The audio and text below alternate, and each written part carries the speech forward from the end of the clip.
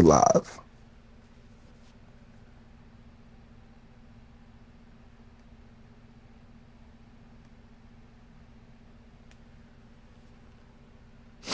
Will Quaid be joining us For the stream?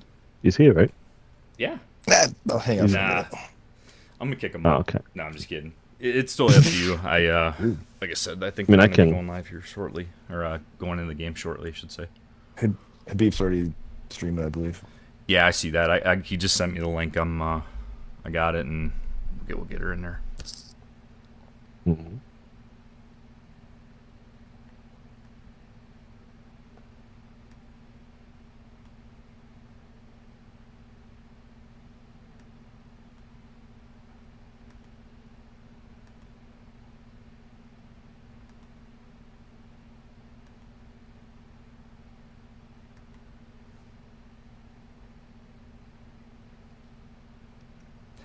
Yeah, I do. I actually have overtime, so I gotta bounce at 6 for sure. Yeah. Yeah. I got a pretty good nap in though this morning. I slept right up until like 12:15.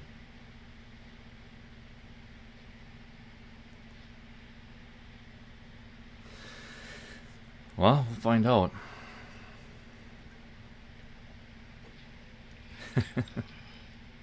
Maybe fucking that's Discord right. is Yep, hold doing on. Discord things, so he has no clue that he might be in game chat or some shit like that. I don't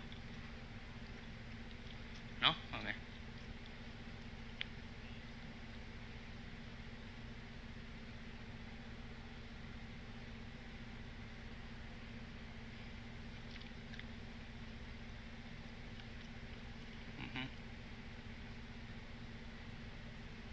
There they are. There we go.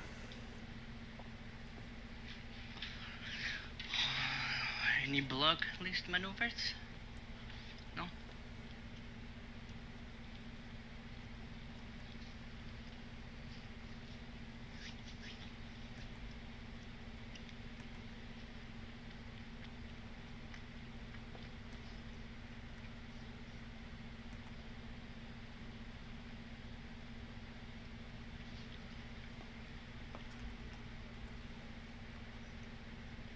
Yeah, 7v7.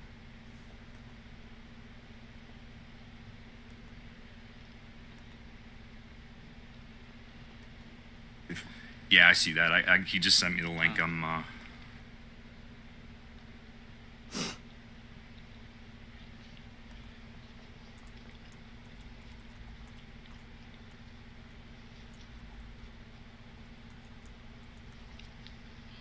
Send a text.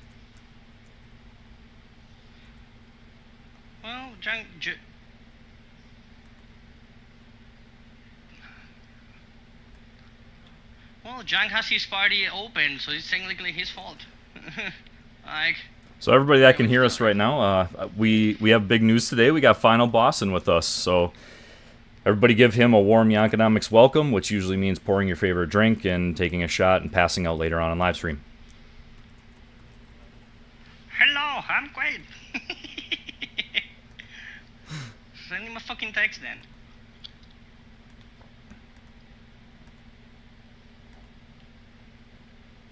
Yeah, it happens like that. It kind of gets a little confusing with the 2-minute delays and stuff like that. Whatever we decide to run for stream delay, but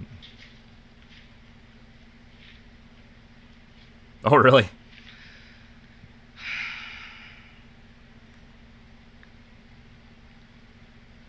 Oh, maybe refresh the page. That might do it.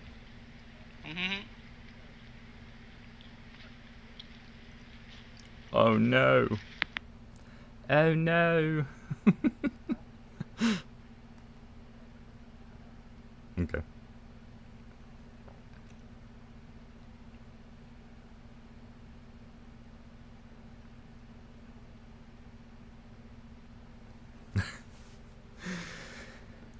Yeah, so I got Habib's page open right now, so you guys are seeing some of the Team 1 guys jump in. That's Warfare at Sea Atlantic. You're going to see Team 2 jumping in. That's Joker Nord. I do know Final got an information sheet about Joker Nord. If he wants to go ahead and read any bit about Joker Nord, go right ahead, Final, and just let him know about.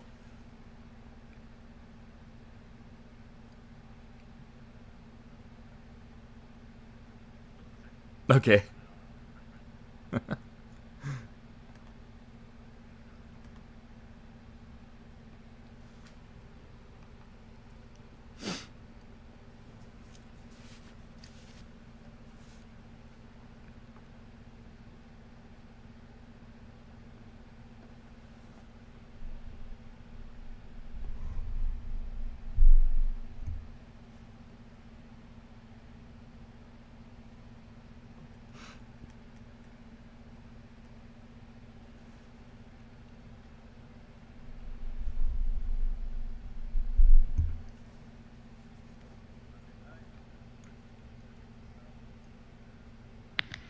I think I'm muted.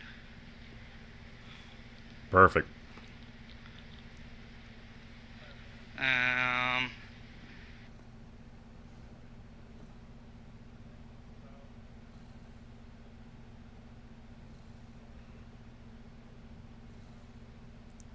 You mean Joker Nord? Hey, I'll give you the information sheet on me later, but it's going to cost you a couple drinks if you're going to ask me on a date.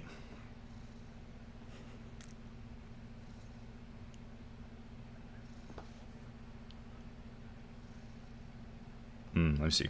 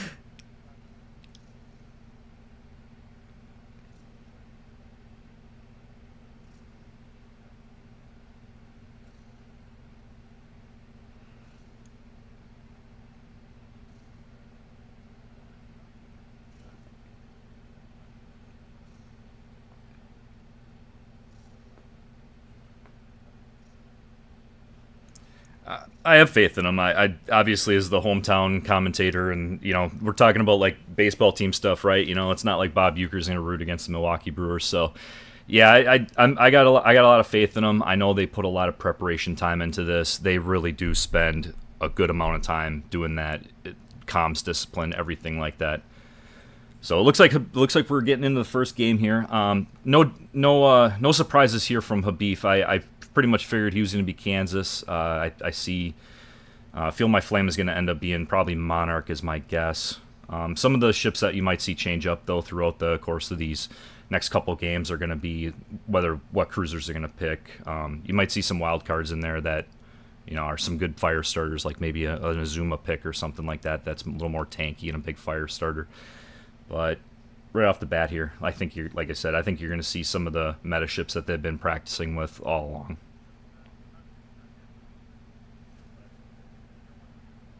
Mm-hmm.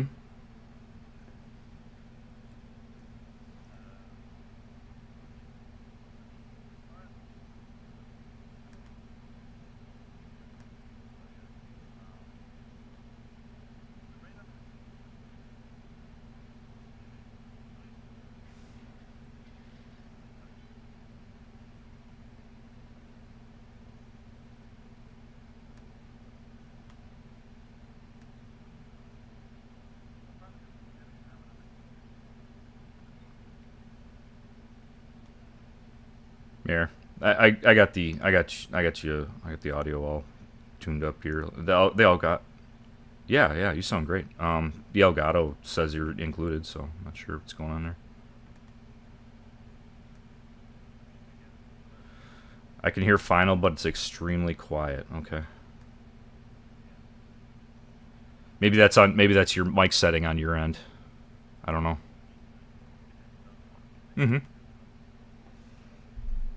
Yeah, I got all the audio settings up, so. All right, so it looks like Joker Nord's fleet commanders got spotted here in the Le Fantasque.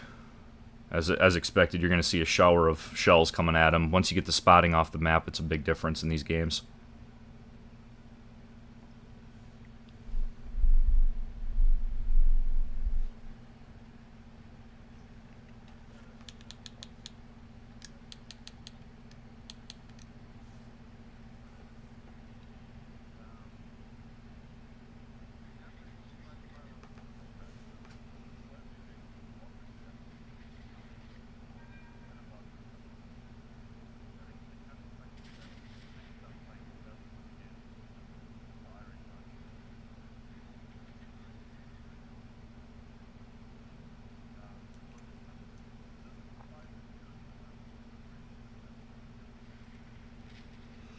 Ooh.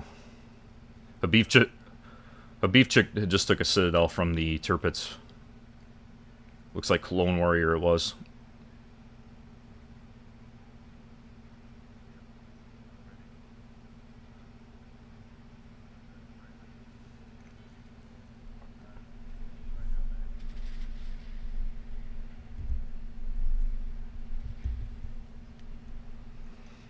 Yep.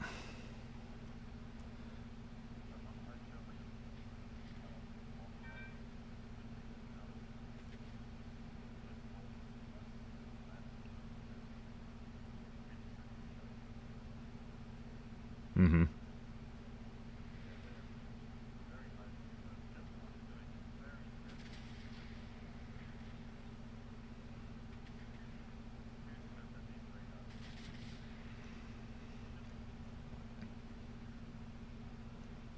Yeah, the thing I saw is they showed up on the mini map, so it does look like he's getting radared.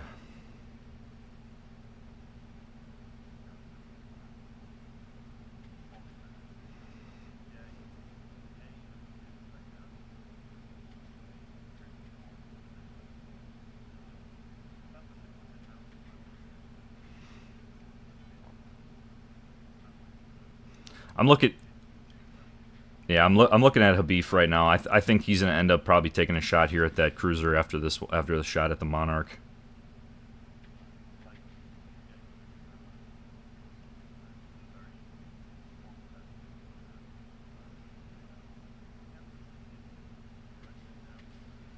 That is a really, really aggressive move there from the Monarch.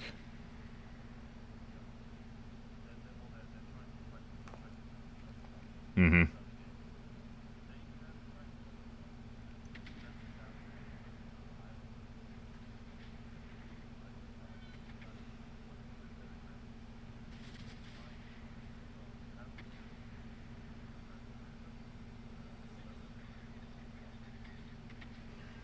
Yeah, it looks like it too. That was a big salvo there from Habif with 5 pens, 2 over pens.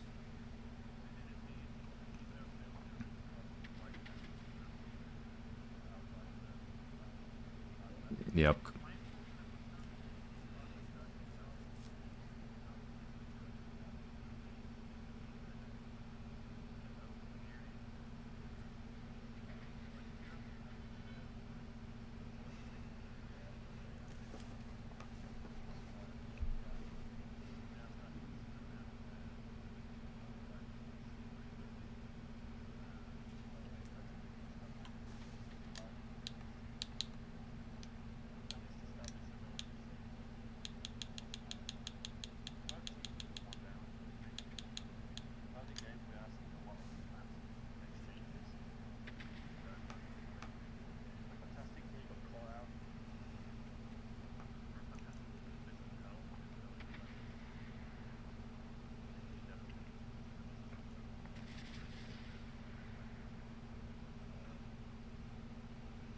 Yeah, I think we're gonna see some. I think we're gonna see a little bit of a gameplay here on A. From Habib's perspective, you got Feel My Flame pushing in on A cap there against Wichita. So the one drawback to the Wichita, it is really good with its like a stealth kind of radar build, a really long radar, good radar, but it lacks the torpedo funding. So you're gonna it right. Looks like they do have one of their destroyers pushing to help them. I'd be interested to see how that ends up turning out.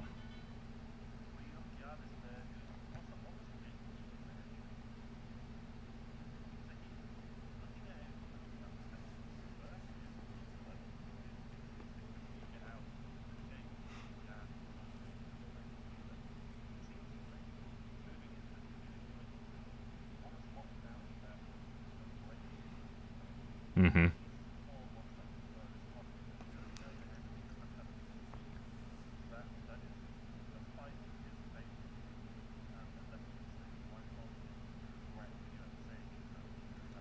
Yep.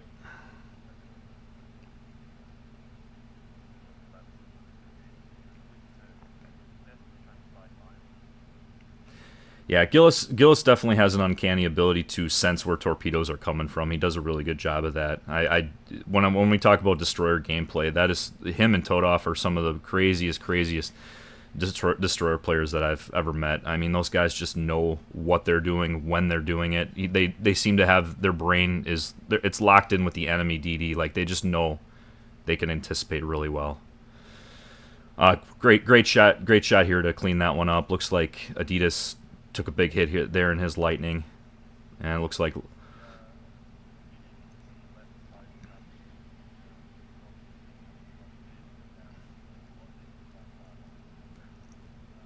And the lightning did take out Feel My Flame over on A cap, so now they got the A cap swinging their way. Definitely a good game. I mean, that was a good game plan. I got to tip my hat to Joker Nord. Definitely an aggressive gameplay planning.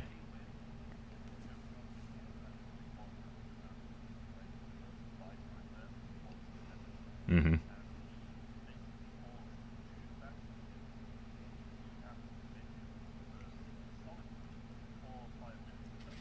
Oh, he must have been on fire. Yeah, he must have been on fire. He's down. He's down for the count on that.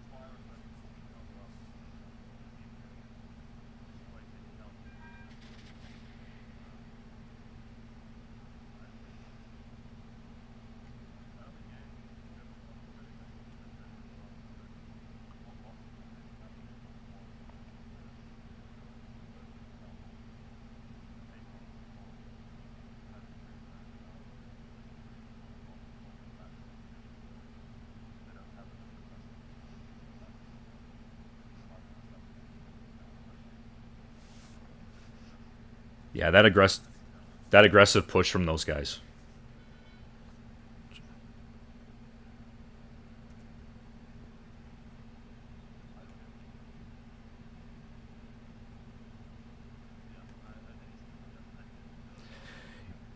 Did you add me as a friend? Guys.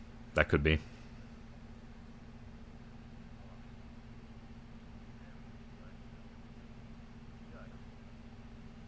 Okay. I don't know what to tell you there. You're probably so if you're watching the stream right now, you are 2 minutes behind. So if you're trying to detect his audio, Quaid, you're 2 minutes behind on it. So you're the only one that's saying that. Everybody else right now has got you. I'm looking at my chat right now.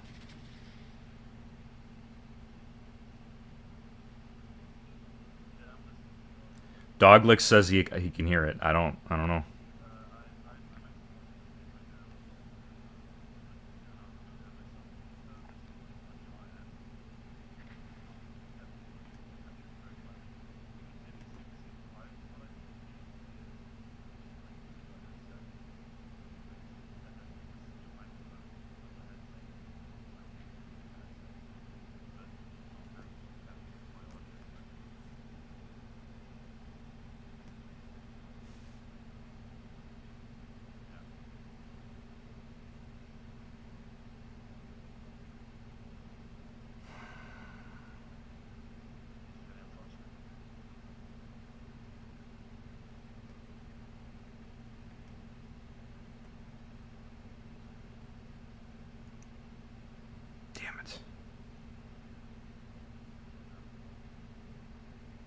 Yeah.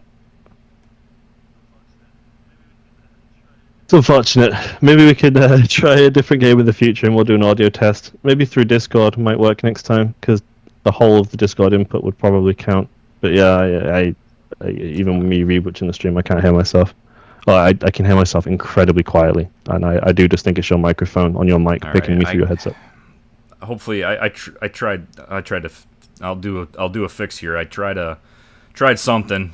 I don't know if it'll work, but like I said, it's gonna take a minute and a half, 2 minutes to catch up on that one, guys.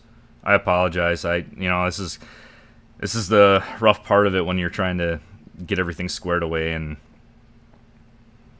don't always have a lot of time to coordinate with people. So the rough part about it is, I mean, it's always going to be like 10-15 minutes out, because the person that you're going to be trying to capture the stream from is going to be, they're not going to start it up until 10-15 minutes prior to their battles, and then when you add the stream delay in, everything gets pushed back a minute, 2 minutes, 3 minutes, depending on how it's set up from there. So that's the unfortunate shitty part, but hopefully what I did there fixed it. Unfortunately, it'll take about a minute and a half now to catch up.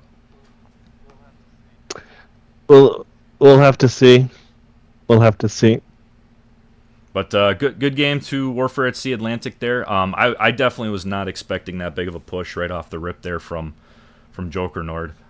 It looked like it was going to pay off, but as Final kind of said, it was lost a little bit too much health collectively to make it work.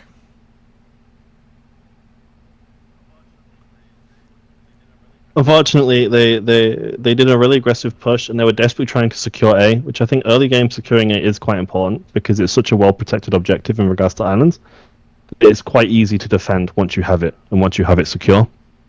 But ultimately, they expended too much health to achieve this, so that when they did finally cap the objective, as they intended, they didn't quite have enough health to defend it, which is when we started to see the Kansas kind of go in and clean up. I could see trying to on your stream, you're trying to get this working. I don't have a the only thing I can unfortunately maybe figure out right now would be it has something to do with you coming through the computer instead of through your headset. Working? Oh, we're working now. Okay, I can confirm that Awesome. we're apparently your audio working. is included now. Oh, great. Unfortunately, you guys lost a full game of audio. You got on me that, now. And Yeah. I'm just going to go ahead and go. Way to go, Jank. That's my dumb ass fault. So. Well, I'll reintroduce myself. Hello, I'm Final Boss. I'm on the stream. I'm joining today for the commentary, and you're going to be hearing me for the first game in Game 2, because we We had a whole game of commentary which you didn't hear. Well, because come on, of audio Final. You reasons, which know I is did totally this okay. on It's purpose. fine. I want the These things spotlight to happen. myself. I just want your name to be here, right? Yeah. You just wanted to praise WASA and mute me so you couldn't hear the counter commentary. No, I appreciate everybody out there with the audio. Quaid included. Thanks, man. I appreciate that. But yeah. Okay, so just to clarify, before I begin discussing kind of ship picks, we have a stream delay, right? So that if I talk about the ships they're readying in, Yep, the enemy absolutely. team can't hear or see until after I'm finishing. So last game we did see the. Honestly, like, I wonder if they're going to take the Witcher to CE again. I'm interested because this ship they played far more aggressively than what I would expect. To see a Witcher to CE push for a cap very early game is bold. It has a lot of like DPM potential, but this is one of their strong radar cruisers that provides a lot of early game intelligence. So I would have imagined seeing it behind the island in a position where it can radar and get good coverage to catch the destroyers. Where you would see the destroyers trade and maybe one or two of them would go down, and the radar would really help in that push. But to see it actually going in there and fist fighting quite early on really kind of just shows the Jankenomics' desire to secure this objective. They wanted that ship in there with that radar in there to say this is our part of the map.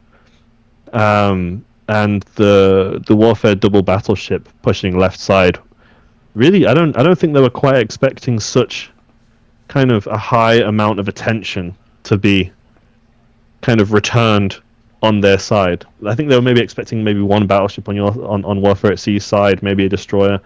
But ultimately what they faced was the full blunt force of your team's supportive backbone. And now we're seeing the ships that are being picked again, and we've got a really competitive lineup of destroyers here. Black, Fantastic, Lo Yang. Black is an interesting choice. Why do you think Black is being picked? I mean, with this radar limitation of the Fleet Network's rule set, this is consuming a cruiser radar. Ultimately. So you I think see this the is one a trade-off that valid they trade made for here? this game as opposed to the last one. You see Warfare at Sea now is running a 3-destroyer div, and they switched up Vladdy to the Lo Yang. So they're going to use a big sonar in combination with a short duration radar from the Black, and they're probably going to be working in tandem, is my guess. You think the Black radar will be the cleanup if they're trying to run in their weak? You pop That's that kinda what radar I'm and thinking. you hammer out. This means we're going to see a really aggressive destroyer play then, where are these 3 destroyers going to be pushing into a cap together, kind of, or maybe a double cap? With this kind of strategy, I can see Warfare side just completely disregarding a cap. In this case, probably A. I feel like for both teams, A is a capture which is kind of so out in the open that ultimately any team that goes to try and cap it will probably be able to, but it's going to cost them a big portion of health because they're not going to do it without a resistance. I guess they're what not I'm going to thinking not here get now shot. is I think they adjusted fire a little bit to the fact that Jankenomics took 3 destroyers in that last match. They also took 3 destroyers in this one, and I don't think they wanted to play behind on caps. I think they wanted to get another destroyer that could not be spotted and just contest while one of their destroyers is trying to get a cap. So it just keeps the points game at bay. If we can try and if they can try and get 1 or 2 caps swinging in their favor, which is what they have right now, it's a 2-to-1 advantage. So I think what they did was more of a defensive pick with the taking a 3rd destroyer, just so that it's unspotted and it can move quicker around the map. On the Jankenomics side, obviously we have an Oyster Gotland, the Fantastic, and Lightning, which are 3 hyper-aggressive fast ships. Lightning and Fantastic will just get in there. They're quite potent at hunting destroyers. They're quite fast. Oyster Gotland is... I've always considered this an interesting pick because it's low damage, fast reloading torpedoes that are great at the providing area of denial, but they're not particularly potent at fragging anything. But the guns are okay and strong AA, despite that there's no carrier pick in this. And then we're seeing a Monarch, I guess, for its strong health pool. Georgia for its output potential, Witch to CE and Ochakov for the radars. So these are the kind of radar ships I typically The Georgia expect. pick has always intrigued me because you don't have as much guns, you don't have as much gun support with it as opposed to a Kansas, but you just have that raw alpha damage if you're able to hit a Citadel. It's if someone runs that New Jersey build, you're talking 18. You can you catch a ship Citadel. like just on an unexpected Citadel. Okay, we're right off the gate. We're seeing Le Fantastique caught in a really bad spot against the island. It's going to cost him a lot of health. Unfortunately, he's going to try. He's going to try and turn out, maybe get behind the island, but in doing so, it still cost him half to 3/4 of his health. And now we're seeing the enemy Georgia moving in. I think he's speed boosting because he's coming around really, really quickly. But we are seeing very early game Warfare at Sea Atlantic establishing BC. As I expected, A isn't really a focus for them. I think they're acknowledging, like Warfare at Sea have kind of determined that A will cost health to cap. So they have a destroyer over there just to kind of delay, to stop it going too easily, to avoid a point lead being established on Joker Nord's side. Hey, but Final, BNC is are you still definitely watching my the stream, focus or here. are you back on the back on Habib's stream? I'm watching your. I'm running the 2 minutes. It sounds like you're 2 minutes I behind. think, I was just curious if you were I'm so watching my stupid. stream now. I think I may be it. Yeah, I do think I. Okay, we each get a mulligan here. I boo-booed, and now Final's watching my stream, which is 2 minutes delayed. Yeah. I'm new to casting. I'm doing my best. Hey, that just means we got to get the early game kinks out and do this again sometime. Yeah. Hold on. So I'm on Yep, he Habib just launched a right salvo now. at the Yeah, and we're Ochkov seeing. here. It's looking Okay, so- pretty good, but Ochkov did a nice Yeah, little break check. yeah.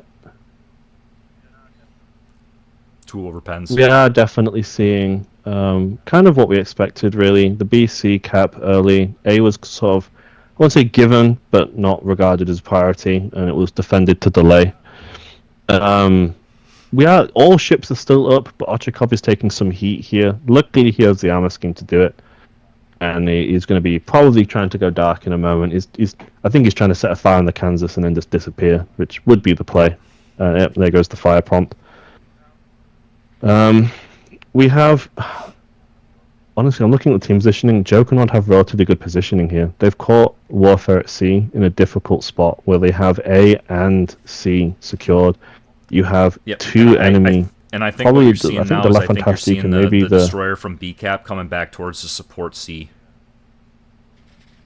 And then the double destroyer there as well. Yeah, and they're trying to delay this. Yeah. So it's going to be the Lightning and the Fantasta, which means it's the Lightning Scotland is very on the low A health. side. Joker Nord Adidas. And can't. Yeah, Kansas just by about his teeth there, avoiding the torpedoes to range. Ochakov is continuing to be a headache for the Kansas. Luckily, Warfare at Sea have a point lead here, so they can kind of afford losing a double cap and for a while. You see Vlad in the low yang right here. He's taking C cap back. That's gonna force the remaining destroyer to come back in. It looks like they did take care of. I believe it was the Le Fantastique. I could be mistaken.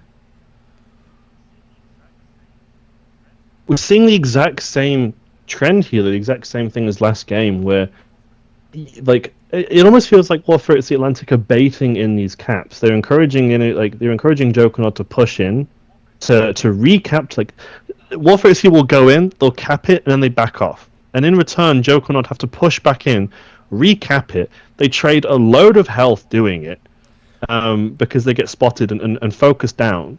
And then late game, you're just resulting in what is effectively a whole team of ships that are low HP. This move here was definitely strong support. Keep it with Jay Trank out there in the Ochkov popping the radar for him. That is 2-3 people on headset communicating with each other. Yeah. And there you see it. The Le Fantastique is down, so that leaves the one destroyer up on A for Joker Nord, and it should be B and C should be pretty safe now in Wasa's favor. And with no ability to cap B and C, destroyers are the captures. They're going to be your eyes, they're going to be your ears, they're the ones that go in and capture these points.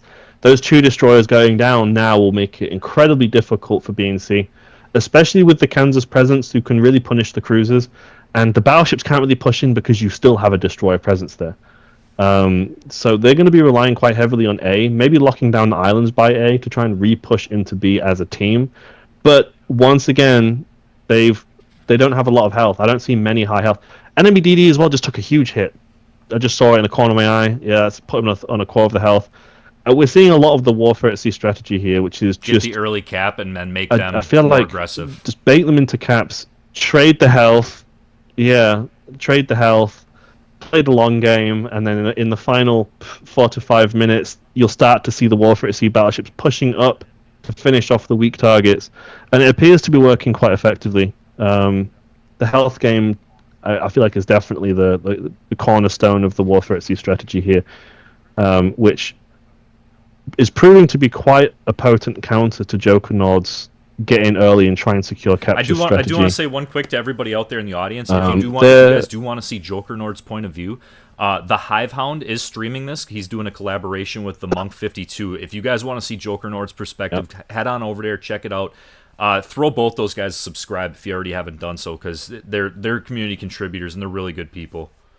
But yeah, you kind of see here the alpha cap perspective, and that Warfare at Sea Atlantic was able to hold that off using Feel My Flame and his Monarch, and it looks like I think it was Gillis up there on A with his destroyer. They've been playing defense up there the whole time, not letting them get away with it, and it looks like they had to invest three ships up there to try and counter that too. That opens up another ship to create mismatches, crossfires, flanking maneuvers, all sorts of things. I feel like Jokernaut's their Ochakov in both games now. There's not both. But this game in particular has been playing quite long range, which I feel like didn't work in their favor of their destroyers for sure. I feel like having the Ochakov further in to try to punish the Warfare at Sea destroyers more would have provided a bit more backing for the DDs to avoid that double DD down early game. But yeah, that really Kansas doing what Kansas does best, not moving and punishing anything that shows a broadside. Yeah, like from this point of view of Habif 1, we've not really seen him try and cap. We've not seen him try to do anything too flashy. His presence is proving to be problematic because he's anchoring down an area and just throwing punches out to anyone that forgets he exists. And again, really utilizing the low health advantage that they have over Jokernaut. We did see some good early game plays though from Jokernaut with their destroyers when they were like rotating in and out of the capture points to sort of secure the cap, but I don't feel like they had particularly enough support to really defend the capture points, and every time they had to push in, they lost health, which was unfortunate. And we're coming on to correct. Game 3 now. Best of 5, guys. It is best of 5 here in the quarterfinals.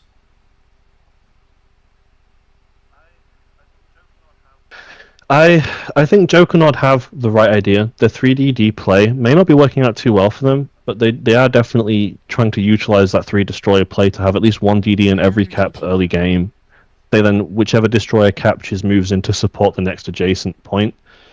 But ultimately, Warfare at Sea is establishing kind of. I feel like they've just grasped that this is the idea now, and they're locking down the enemy DDs. They're just identifying where they are, and immediately you just see the cruisers locking in behind an island, ready to start lasering them. The battleship is lobbing shells over in their direction, and the Warfare at Sea destroyers are playing quite defensively. They're not chasing; they're encouraging the enemy to chase them, which is pulling them into the firing line of Warfare at Sea ships that are also helping.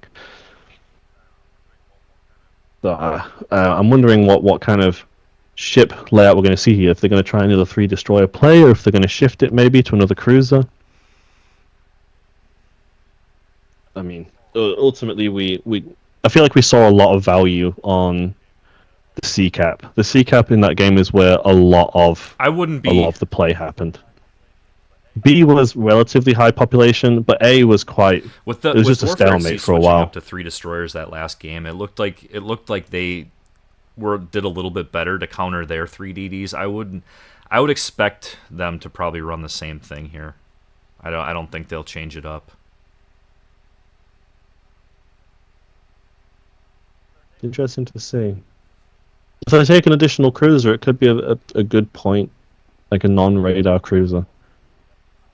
But I do think Warfare at Sea definitely identified an area that they were weak with only having 2 destroyers, and they very quickly corrected that, and we're seeing a much stronger presence early game in these captures now by Warfare at Sea after this trade. What I'd like to see is whether Jokernaut introduce an Ostergotland again. That's always been a really interesting pick for me for Fast for the torpedoes fleet to get floods. battles. I mean, if it's able to get floods and get damage controls going, it can be very effective, especially with the quick guns, and it's a decent pick. But it has to go unchecked, or at least have enough support, I believe. Like an Ostrogoth on its own on one flank, it can be annoying, but not particularly effective. I feel like in these battles, quick, decisive action is important. Being able to take an enemy down quickly has much more contribution in terms of hoping for a win rather than slowly, because it means you can take that target out, you can reposition and start supporting the other flanks, maybe even get a crossfire going if you've established that this side is now your side. Time is definitely a big factor. You want to have as many ships as possible doing as much as they can for as long as possible. Every minute where a shot isn't fired or they're having to go around an island is a minute of damage lost. Here's an interesting to the enemy's J-Trank is going to jump from Ochakov Yeah, to Vanguard, and they're going to go back to 2 destroyers, Gillis and Todov, Loyang Black. Okay. Yeah, I called it. I mean, this is exactly what I called. They're coming in with a I believe a non-radar cruiser. Well, maybe Celtic has radar. I can't remember off the top of my head. But they're coming in with kind of additional cruiser, and they're running 3 battleships. Tirpitz is a very interesting choice, especially considering it's quite exposed to plunging fire, which early game I imagine is going to take a lot of. The Lion and Monarch for the heals is a good pick. J-Trank with the Vanguard, though. That's bold. Vanguard takes a lot of damage. It has the super heals, so it can delay. You know, and that might be the play here, is that it's just because of how open this map is with being able to shoot over these islands and how open it is over on A and B caps. That might be what they're thinking. It might be a tank build. Just this damage sponge and then shoot HE and keep damage controls going on Joker Nord. It would definitely play into what we've been seeing previously, where it seems Warfare at Sea are definitely prioritizing late game health. It would definitely kind of add to this. Yeah, I think that might be a fair assessment. Okay, so I'm curious where did he spawn mid? I'm not sure. If it's mid, it's going to be tough for him. Mid is going to be really rough for a Vanguard. He's going to have to very quickly just hit that rudder and get somewhere where he can disengage. Again, you have a super heal, but you have to survive to use it. If you get hit once or twice and they're big hits, you might not get it off. And again, okay, we are seeing Kansas immediately kind of hard writing. It's going to go around, it's going to get near B, secure that crossfire over on B. So it's going to sit near A, get the crossfire over towards B, in between those islands on the center point to try and cap any easy hits on the enemy battleships, who are probably going to be doing the same thing. Where's the... So we see the Tirpitz. Whereabouts is the Vanguard? Be curious. I think it might be the one going hard left. It would make sense. But we are seeing the early gameplay for health. Again, like your center battleship is playing a lot more aggressively than what we've seen in the previous 2 games of Warfare at Sea. We haven't actually seen a battleship from Warfare at Sea push up until we've at least hit the 5-minute left mark. So with 13 minutes still on the clock, and this battleship is almost in B, this is the most aggressive we've seen a Warfare at Sea battleship, which I would strongly imagine is due to the island coverage here. But if there's an enemy destroyer in there, it could really sting. I'm willing to bet, but both teams are sending it. I mean, I'm willing to bet Joker Nord is also sending battleship B. pushing B is meant to play defense on that cap, so that the cap doesn't have to be sat on by another destroyer from Warfare at Sea. What I imagine there is that probably is J-Trank in the Vanguard, and he'll be a damage sponge and be able to just basically sit on it, and if he gets shot up a little bit by HE, he'll just pop a super heal and continue to contest it. That is a really interesting observation, because actually, thinking about this logically, if a destroyer is spending time in B, those islands also limit its spotting potential, because it blocks a lot of line of sight by sitting in B. Like you have a limited spotting on both A and C spawn sides if you're in B. So that is an interesting point. If the 2 Warfare at Sea destroyers focus A and C, they have the most spotting area. They can withdraw quite easily. It is a lot easier to run if you're in a non-preferable fight. Whereas in B, if you sort of get stuck in there, you're stuck. That's it. You're going to be taking hits. You have to try and find the nearest exit. Joker Nord's Celtic does a good job of doing a break check there, so that the long range AP from Habib is pretty much negated. Yeah. Only two overpens on that. Good move. Yeah. Great move. I mean, every shot that fails to do damage is a shot you've saved from the rest of your team. So he's doing a really good job at preventing like his friendly battleships taking unnecessary hits. This right here is probably something a lot of us have seen in standard battles on the map of Greece. Is just this open A flank on both sides of the map. It's just so open that you have to engage in this long range kind of battle. Otherwise, you're really going to get chewed up by crossfires if you try to push that cap too early. Yeah, and I think this is also why B is so important, because if A or C side do fall, B is really the only well-protected area from most sides to kind of anchor down. And whoever has control of B, if they then follow up with an A or C cap, it's much easier to defend because the enemy has to then push through B to get to the other side to try and take one of your two kind of leading objectives. Oh, the Celtic might take a big hit here, though. He's trying to get that angle off. Oh, big trade. He's trying to get hits on the destroyer. We are seeing a lot of checkmate moves. I think this game is going to happen all at once. We're going to see everything happen in the space of a minute and a half, 2 minutes, and we're going to start. Now they got the destroyer spotted here on A. Yeah. Which is going to force him to back out, which will help them cap, actually, because they do have an enemy in A. They have a DD in there somewhere hidden. I think this might be a really good shot here for Habib. And if that's the case... Yep. Yeah. Yep. It's unfortunate. Yeah, that's the Kansas for you guys. That's what she does. This was a great plan on Joker Nord's part, though, because they already had C. If they were able to force the Warfare at Sea destroy out of A and secure C and A, this map heavily punishes people who have to push into cap an objective, and they can just play defensively and launch shots. See the Monarch get a little punished here because he doesn't have any. He pretty much it's only him and no support. Yeah, he has no support now. He's on his own and will most definitely take shots from Kansas. So, looking at the minimap, we're still seeing this big check. So if you guys are wondering for builds on this, I can almost assure you that all the battleship players are running fight fire with fire because they know in these fleet battles or tournament battles that you're not going to have somebody close enough within 3.5 or 2.7 to be able to riddle off Wilder a build for you. And with the nerf it took, it's just not that effective. And with the massive buff that fight fire with fire got, I think what you probably see here from Habib is probably an Azure Lane Colorado build with full accuracy, full dispersion, full shell grouping. I mean, he's been throwing some absolute lasers for these last couple games. Bangers, yeah. Like he's just sitting back. He's letting his team do the heavy lifting on the capping. But the moment an enemy overextends to try and take down a friendly destroyer, he is on it. And those shots, if they hit, man, they hit really, really hard. And it's almost like every ship he's hit has been like a half health dealer, just ruling them out of the battle. Again, I feel like right now the Warfare at Sea strategy is we have a really strong backbone. The destroyers they're not necessarily focusing on caps, more just baiting and slowly dealing damage over time. The cruisers are there just to provide good radar coverage and hammer the battleships with HE or whatever to whittle them down. And then end game, when they can see that there's a good, like the enemy full board of team are all half health or less, you suddenly just see these battleships whack it in full. They're starting to push through and kind of hammer through the defenses that the Joker Nord have set up near the islands.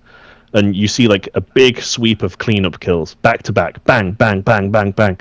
And then at that point, it's game. Celtic here, I mean, I have both your stream and the Habib stream we have going on right now, and I'm like just seeing Celtic's play. He was very much trying to get into a position to radar the destroyer to push him out of the cap, so that their friendly destroyer could maybe get in there and capture it. But ultimately, the Kansas was just there to say no. Warfare at Sea did lose their battleship on and right now live. He must have been just absolutely firebombed to death because if you see the yellow tape on the mini map there. It's the body is way up there, so he must have been getting just hammered on by HE spam, and yeah, unfortunate. But yeah, Greece is just such an open map across the flanks. Concealment is king on this map. Concealment is king, or at least having a strong area locked down their center point to punish those who are not J-Trank in the vanguard that was all the way and out there on that far left flank up at the north part, and it was looks like we got Feel My Flame in his Monarch, and we just saw a ram. I know we were talking about this over on Hivehound stream with the games between Salty and Crimson Dragon CRD. The ram coming into play there, cruiser on battleship. It's huge. That's. I mean, depending on how many enemy DEs are remaining, trading a cruiser for a battleship can be a good pick, a good trade, if they don't have many destroyers left. So I think we can comfortably see the Joker now have established C. That's a big hit for a battleship on that destroyer right there. 1 pen, 5 overpens. That's a big one. That was, yeah. That was that. When you get a hit like that, that ultimately makes it worth it. When you pop that radar for the black. Looks like we got Gillis for on that. We are now seeing, though, unfortunately, what my prediction was, where once you have A or C, if you're able to secure B, at that point it's a wrap, because B is so well protected for this map in comparison to the rest of the map that isn't. Whichever team has to try and push into a defended B to get across the map to try and take one of the enemy 2 capture points will be at a loss. And we're seeing that here now. We're seeing I feel like the famous trademark Warfare at Sea push here, where they've acknowledged that the enemy team is at a disadvantage, either in terms of numbers or health, and then all of a sudden you just start seeing everything push. Get the spots, get the damage, finish with the cleanup, and kind of push the enemy back into their spawn, where they're forced to kite away and take hits as they're kiting. It's going to be difficult here, because the only draw that you have at this point is going to be over here on C flank with a low health, low Yang. You have the Wichita that's going to be probably kiting out for the rest of the match, unfortunately. Not enough ships, not enough health left. Yeah.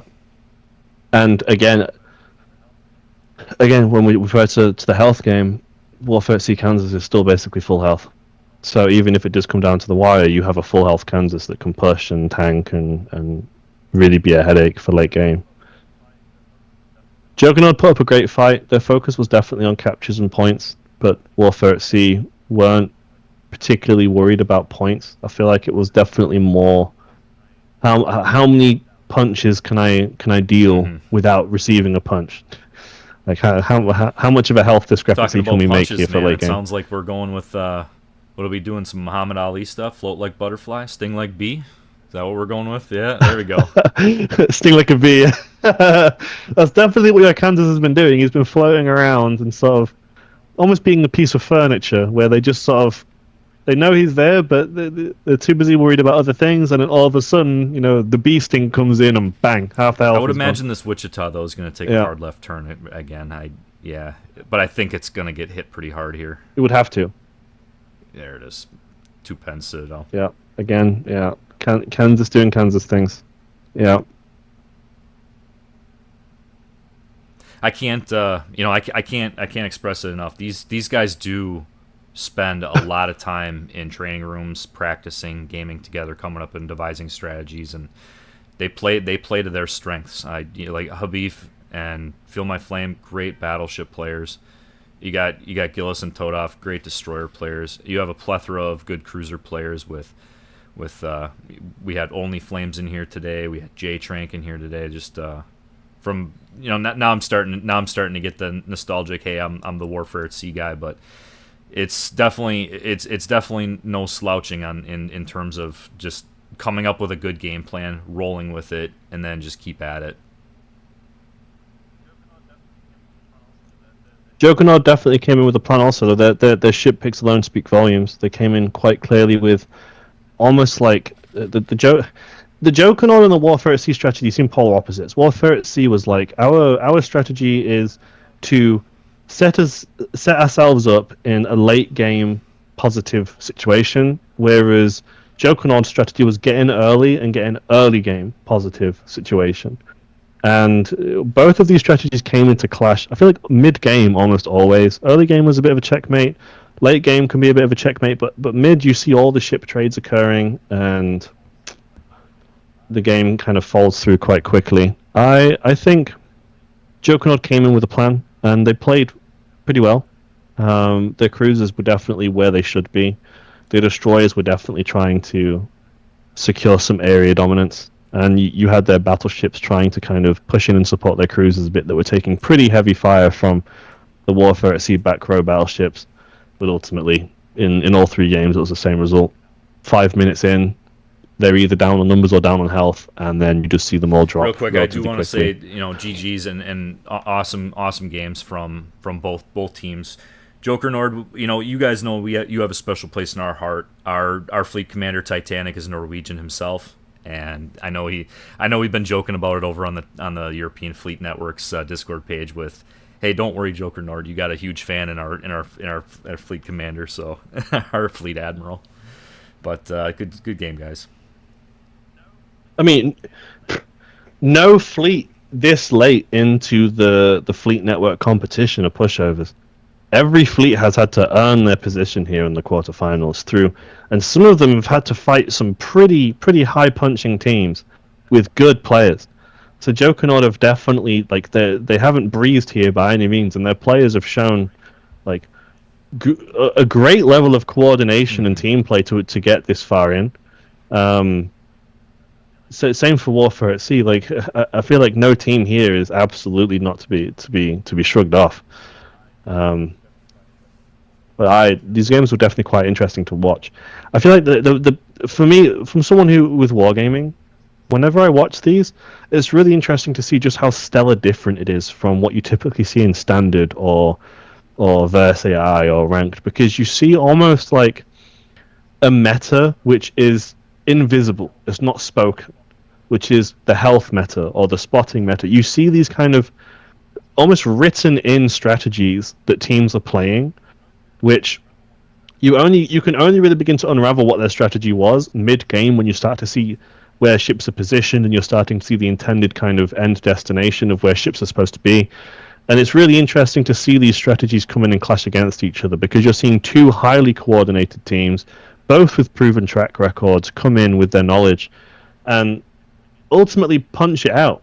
Like, they're coming in, they're trading big blows. I feel like most hits, especially when fired from these battleships, they're not small hits. It's big blow after big blow from both sides. But it almost seems calculated. Like, they know what risk they're taking when they're going in. They know that whatever they're trying to achieve is worth the health loss they're taking. And I think these were some really interesting games to watch. I'm glad I was here for this. Everybody, don't go anywhere. We're going to keep Final Boss here in the party, and I do believe that we are going to get some division games going. Okay, sure. Let me turn my Xbox on, because I'm actually in here from my PC. But we can. Yep.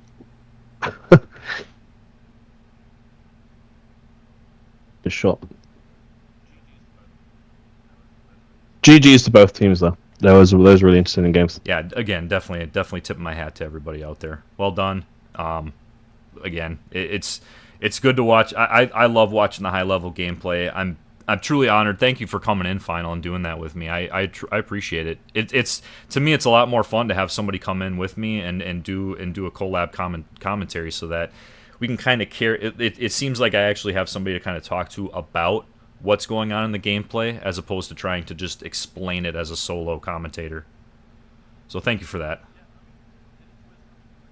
Yeah, I mean, it is always fun to come in and see. It is very difficult to try and retain or oversee like a non-biased approach when the games, especially late game, can end quite abruptly, quite quickly. But in this regard, it is like, they were very fun games. The teams were definitely well matched up.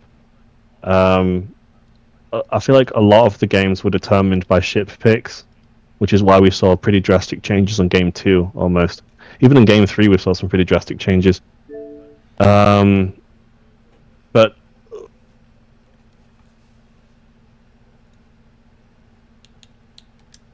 really hope the Jokernaut guys don't get disheartened by this loss. They played very well. ultimately they came up against Warfare at Sea, and this isn't a biased comment towards any team, but Warfare at Sea Atlantic is definitely not a fleet tag you want to see on an enemy team. And with being the back-to-back two-time winners, the Warfare at Sea are definitely kind of the team with the crosshairs on their back right now. They're the ones that people want to beat. Which I honestly, I suspect that could be why Joe couldn't play so aggressively early game. They wanted to get Warfare at Sea down a few ships and try and play the long game in terms of points rather than health. But well boys, I'm turning on my Xbox. Due to my inept abilities in trying to master the arts of Streamlabs OBS, I unfortunately did not get finals audio in the first game there, but good game, guys. What'd you guys think? Questions? Yeah, what size shoes do you wear? I'm thinking about getting you a really nice set of red high heels. Oh, we had planned, and we just kind of stuck with that plan, and just we had planned out all the maps, and it worked out. They were pretty aggressive, but we were able to counter that. Yeah, that was a fair assessment. I think we were making too. Is just some really good aggressive pushes, but at the end it was just too much. I think Final hit the nail right on the head. Just too much health trade off on those pushes. Yeah. The DDs really, their enemy DDs really committed hard to, that B cap on the first map, and I mean we had radars in position to kind of counter that. That first map, we kind of just wanted to, A and B, and the other side just, be defensive, because we knew, we knew these guys play aggressive. So, yeah, we just stuck with the plan and worked out. It was fun. There were definitely great games to watch. It was particularly interesting seeing how you were moving around the map to kind of deal big blows and take big chunks of health, but retaining, at least from what I saw, it seems like one or two ships, their sole focus was on keeping health in case they were needed late game. While the rest of the fleet were doing heavy lifting on caps and dealing the blows and doing these trades. But that big health advantage that was established was ultimately kind of the backup card. That's kind of our general game plan, is we try to just play safe with our health and kind of just win the long game. We try not to do any aggressive pushes if we don't have to. Yeah. So positioning the battleships where they have shots on both sides, and if one side gets overloaded, having the battleships in a position where they can go help out the other side if needed. We don't really commit. This was the point I was making, actually, about the Kansas, when we joked about the float like a butterfly, sting like a bee. It's floating in a position where he can rotate round, but he's also dealing big blows if he has a line of sight. Yeah. So this question's for J-Trank. J-Trank, I gotta know, what was the thought on Vanguard? Were you guys hoping for a different outcome with getting into? Were you hoping for mid spawn on that? What was the scoop on that one? No, we were kind of tossing back and forth between Lenin and Vanguard, and ultimately I think I just decided Vanguard was a better pick, just because of the randomness of where you spawn and stuff like that. I felt like Lenin was just a really bad choice out on the flank, and as far as battleships go, I don't really care for Lion. It's super trolly with the accuracy. Vanguard is kind of the next best option as far as health pool and stuff goes. Health pool, yeah. That's what we were going to say. That was our speculation, was you're picking Vanguard because of its ability to print new health pools and kind of just deny time. So what actually did happen over on what actually did happen over on that flank? Because we weren't really able to see it from Habib's point of view. It looked like you got pushed pretty far back. I took a pretty gnarly salvo from that Tirpitz early on. I think he was just a lot further pushed up than I was expecting, and he might have been running a pen angle build or something like that, because he damn near half healthed me right when the game started. So they kind of had me playing off of my back foot for the rest of the game, and I had to just play really conservatively. Yeah, And I for think next I week- think final hit on that too, which was like, yeah, Vanguard is an interesting choice because of that exposed citadel, and it can really get hammered on when it goes broadside. In hindsight, do you change up your build to go with a Lenin, or do you stay with Vanguard? No, I think I stay with Vanguard. I think I was just a little too eager to take that shot at Tirpitz, and I probably should have just played a little bit less risky there. I probably could have turned out a little bit more before I took that shot, but Okay, first game next- jitters. okay. First game jitters with Feel My Flame going towards that left flank around the islands. I know we were kind of. Final, I know you were pretty critical of it, and I wasn't too sure what the angle was with getting a battleship all the way on the outside. It took his guns out of the game for quite some time. Was that kind of the plan, or was that makeshift in the middle That of was the game? plan. That was No, plan. that it was the that was plan. plan. I think we initially, when we were kind of planning that out, I was kind of pushing for faster battleship options, and they kind of decided against it. So I think that's just kind of why it took him so long to get there. I was thinking like maybe we do a Georgia or like a Ale, New Jersey or something that can get there a little bit quicker.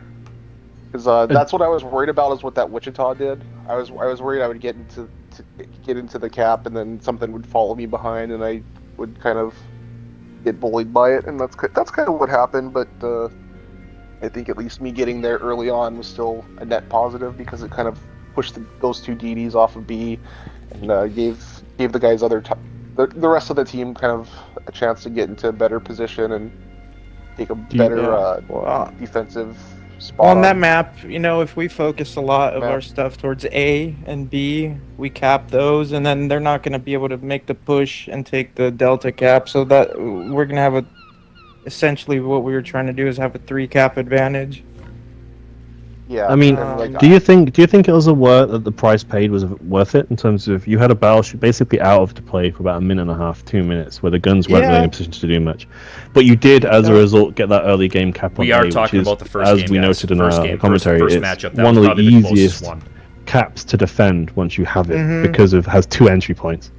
Well, I think it paid off in the long term because of how expensive we made it for them to try to get that cap back. Like Yeah. the Big Wichita health, ended up yeah. dying, and then the Lightning got all but killed. So it was and it wasted a lot of their time too. It kind of diverted their attention quite a bit. I think it's really interesting that the terminology using here, expensive. So you guys really were playing health pool.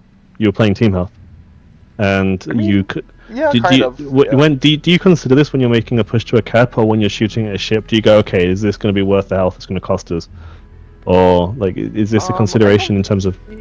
Yeah, we don't make think we're that. It's that just playing analytical smart, about it, We just play. It's just competitive is just a lot different than standard.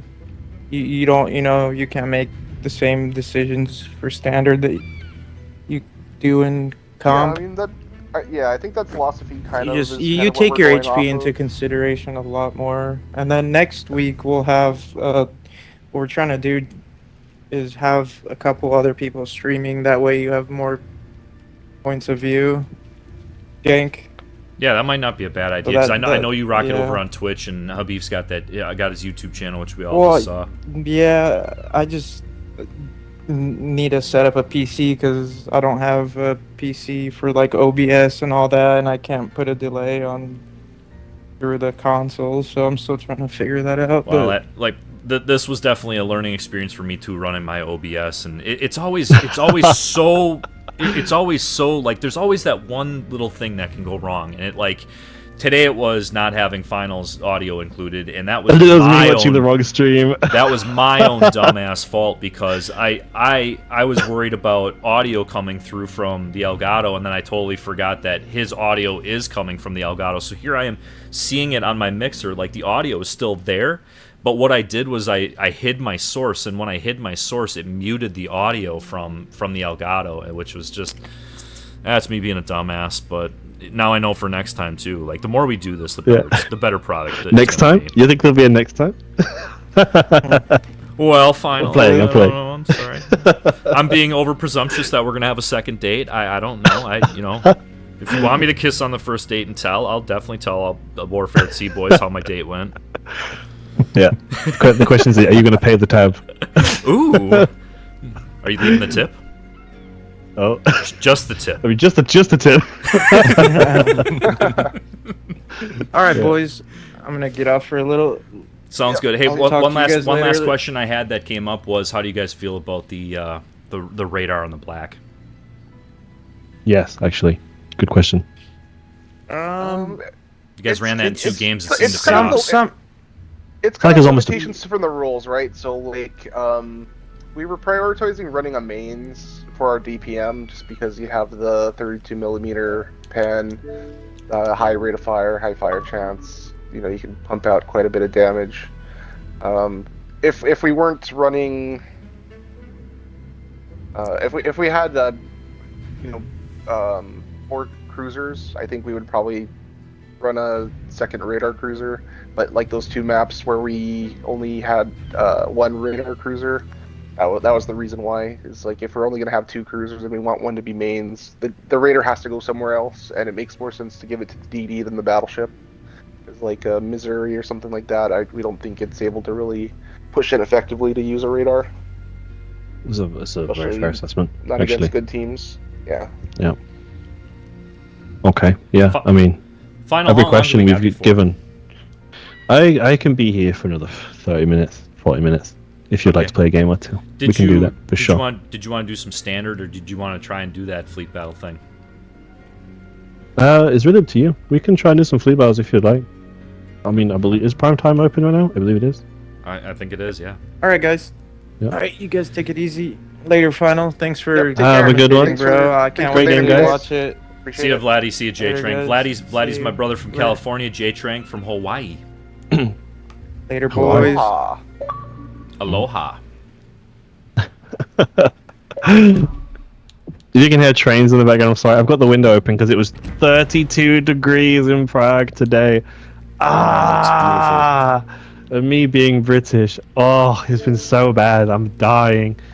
I'm churning Oh, wait, through Celsius. cherry Coca-Colas right now, dude. Like, I have a fridge full of them and I'm just necking them. It's 32 degrees. That's nice and chilly for me. I love that. It's not for me, dude. I'd say let's get some standard. If you got a half hour, I'd say let's get some standard battles knocked out. That way, I think it's going to be probably take 10 minutes to find 2 other people. I'm in no rush. I'm in no rush to rush off. I can stick around for a while. I mean, honestly, my plan was after this, I was gonna maybe go grab a shower, and because I'm sweating so much in the Prague heat, and then rest really. But I'm in no rush. I can stick around if we have a reason to. Okay. It's not a problem. Quaid, did you get the invite, buddy? No, I didn't. PlayStation, bud. Oh yeah, that's right. How do you keep forgetting? Damn it. I got a lot of shit on my mind. Why is this audio not working? Why is the audio not working?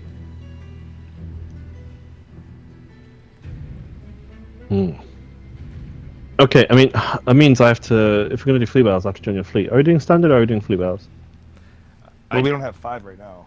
Yeah, Okay. that's why I'm thinking maybe just standard for now. And Sure thing. We can do that. okay, so here's kind of maybe my chance to pick your brain a little bit. Tell me what you can, tell me what you can't. Fleet battles coming back again soon, or what do you think? Okay, so it's sort of like, I mean, I can't commit to whether they are coming back or not. I mean, Okay. they won't be in the upcoming update. They would have been the patch notes if they were. So they're not coming in the upcoming update. The coming update, in terms of game mode, a lot of focus is on our new permanent game mode, which is arcade battles, which, fingers crossed, for the most part, should be here to stay. At least for the foreseeable future, it's here to stay. And Is that it's going to have a little bit of brawl mechanic to it? kind of. So it's basically the idea behind it is it's a faster paced PvPvE mode, where if you don't have a whole lot of time, you can just jump in and crack a game out or 2 before having to rush off. But also it's a middle ground between verse AI and standard, because what you find is a lot of players, there is a non-insignificant amount of people who exclusively play verse AI, and then there's a non-insignificant amount of people who exclusively play standard. Well, the way this new mode works is effectively the matchmaker is super quick. It will force games really, really quickly. And any available spots remaining that aren't populated by players will be filled with AI ships that are using the same AI as the versus AI mode. So you'll have like half player, half AI populated matches, which are obviously less punishing for the most part, but they're also faster paced, and there will be some slight brawl mechanic. Like there is a slight modifier. It's nothing major, but it's like I can't remember the exact parameter changes, but I do believe we've disabled module incapacitation, so I believe you can't have your main guns destroyed. Maybe, don't quote me on that. I'm running off memory here, but I think there's no module incapacitation from what I remember, so you can't have like your engine blown or your guns blown. I think that's a big if, that one. But I know there's no carriers, so if you don't want to play a game with carriers, you can play this because there's no carriers in it, and it's tiers 1 to 6. So 7, 8, and legendary tier will be standard only, but tiers 1 to 6, I believe, you can play in quick battles. Our divisions allowed? Yes, and I believe credit and XP earnings will be generally about the same, we believe, as standard. But the big thing is that battle achievements, so like Krakens and Death Strikes and things, can also be earned in this mode.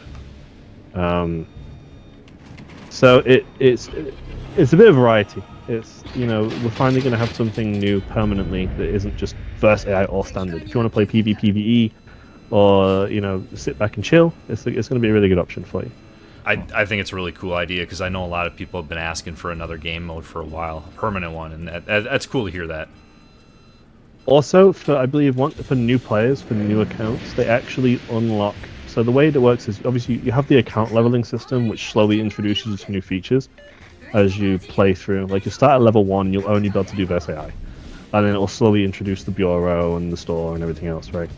So the way it works, I believe, is you'll get versus AI first as a new player. Then it will introduce you to arcade battles, which I guess is, you know, it is a bit of an easier introduction than dumping them dive straight into standard. And then they get the standard battles. So ultimately, I can't say exactly how many AI are going to be in the game because it really depends on how many players are in the queue, and it will force the game quite quickly, so you won't be sat in the queue for a very long time. But I mean, we'll see. We'll see how it works out. It's a new idea we're trialing. So that's kind of one of the big focuses of the coming update. On top of all the heavy American Wait, give up C, go to B. themed content. Give up C, go to B. Heard.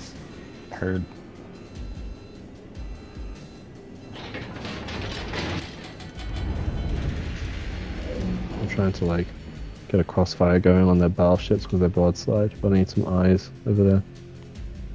And they got the Toulon as well. Yeah. I already burned my radar for. I got That's mine. totally fine. I got mine. It's me positioned badly. I don't. It's me being in a weird spot more than anything.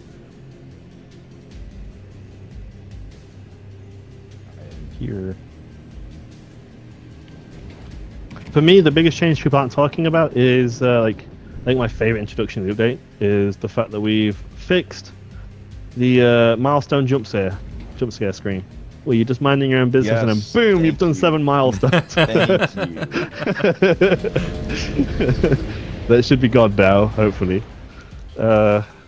We saw the feedback on that and we kind of agreed it was a bit egregious when you're trying to do something and then you just get pulled out of whatever you're doing to remind you 5 minutes later that you have indeed completed a mission. Wait, I'll cover you on this until you got it capped. Okay. Oh, and Turpitz buff. I feel like I've not Turpitz heard that buff. name in a long, long time. Yeah, Turpitz buff. Oh, you saw it in the tournament today. Turpitz nerf. Look what he did to J-Trank. Oh, rip. But there will be a Turpitz buff on the way. And So. he did get a Citadel on the Kansas. Oh yeah, first game. Yeah, you got to sit on Habif. That's right. Double constellations. This is an interesting option. They're quick, honestly, and they're quite accurate. Tier 5 P. Heinrich, P. Frederick. Yeah, I'm punishing the Frederick right now really bad. I'm just overmatching him so badly, man. I feel bad for the guy. Going back to C. Got this Atlanta go pushing through. Yeah. Who wants to Double see what happens to a Dude. constellation? Yeah, on the hard left flank as well. They're both full sending it broadside. Yeah, watch him, mate. You gonna get him? Ah, yeah, you got him good there. I kind of want to, you know what, I'm actually going to ignore the Frederick for a moment. I feel like he's not a big threat to us. I'm going to see if I can get a good shot on these constellations. Hitting him with 2 torps. Right, Arthas the Cold, this constellation. Oh, he's going so slow. I might actually miss. Is it going to be a good shot? Whoosh. Yeah, that's a big hit constellation. Jankenomics incoming. Yoinking! Oh, no. Wait. Ah, yeah. Oh. So unkind. It's gonna be fine. It's gonna be final Yank XII, I think. I'm gonna get this one. What on high deck. Oh no, he's turning in, so I can't. Oh, he hit me good, you know. Constellations are nothing to brush your nose with, are they? No, they're very accurate. Yeah. Getting some wonky trolley dispersion right now, though. Oh, I didn't get him either. You're gonna get like. I think you might get that kill. Yeah. Oh, got D7 Promising coming round. We're both going to have a shot on him in a minute, actually, if he keeps pushing the way he was. Remind me to change my build because I have the Brawl, or not Brawl, Fleet Battle build on this, and my detectability is 6-1. Oh.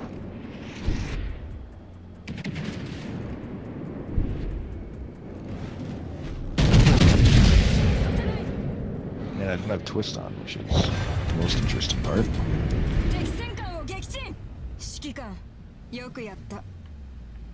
Something's in B. This constellation could definitely do some damage to me if he's paying attention. He got it. One of them got a really good hit on me, but I've not actually had any big hits since. They've not really been looking at me since. They got one good hit on me and sort of left me alone. It's quite lucky for me, actually. That might be a kill shot. Oh. Nope. No. Overpens. The game said no, unfortunately. I'll take a shot now. Can we Can we address this final? Can we address my RNG? It was me. I'd like it was to have me my purposely hitting a button that made it bad, so I could steal your kill. I'd like to have my I community think contributor super tester RNG back. Is there any way to make that happen? Oh, you mean the secret super tester win stars that we assign to all accounts, where you just load into the game and determines you've got Yes, RNG. that. Yeah, that one. I wish that was the case. I could use that every time I shoot at a Shimakaze, honestly.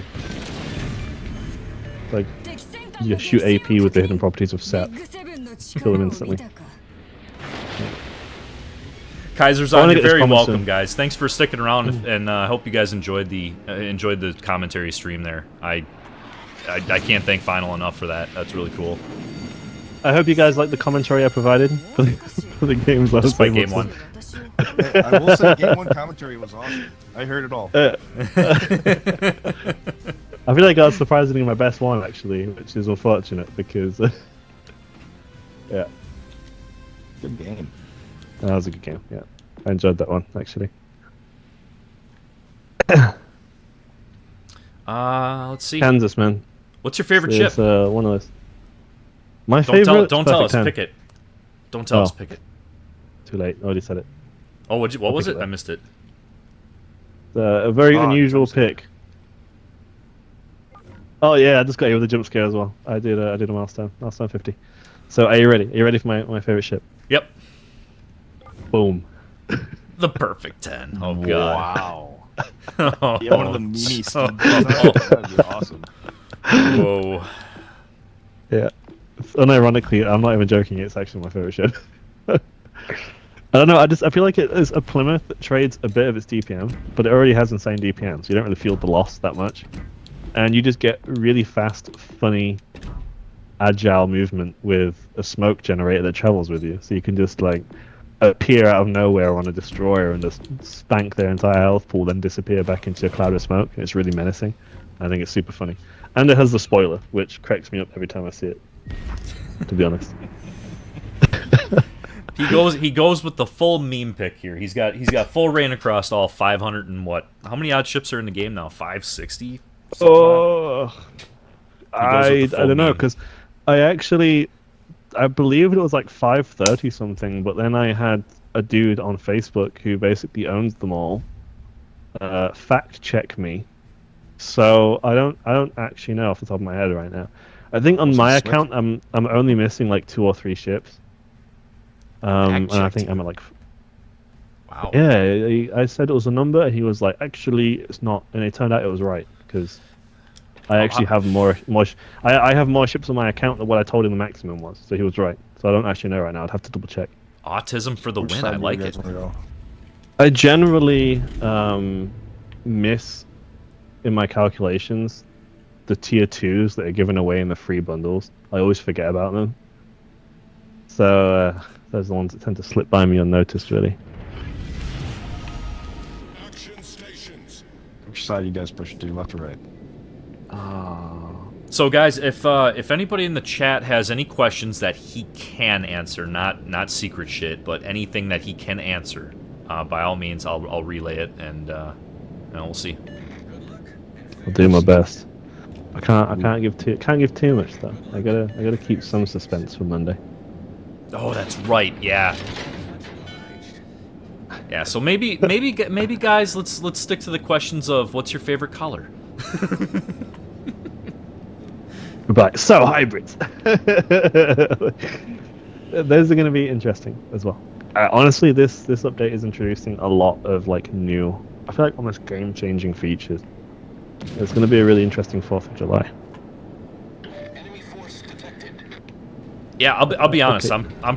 I'm now that I've had a chance to kind of look over some of the patch notes things and too, I'm fairly excited. I'm always excited to see a new mechanic in the game. I hope it gets in there well, and I hope it's able to be a fun class of ship, the hybrids. But yeah, we'll see. I mean, come Monday, we'll see. It's kind of like, I feel like it's a class which is either going to be strong or it's going to be like average. I'm hoping it's led very much the average.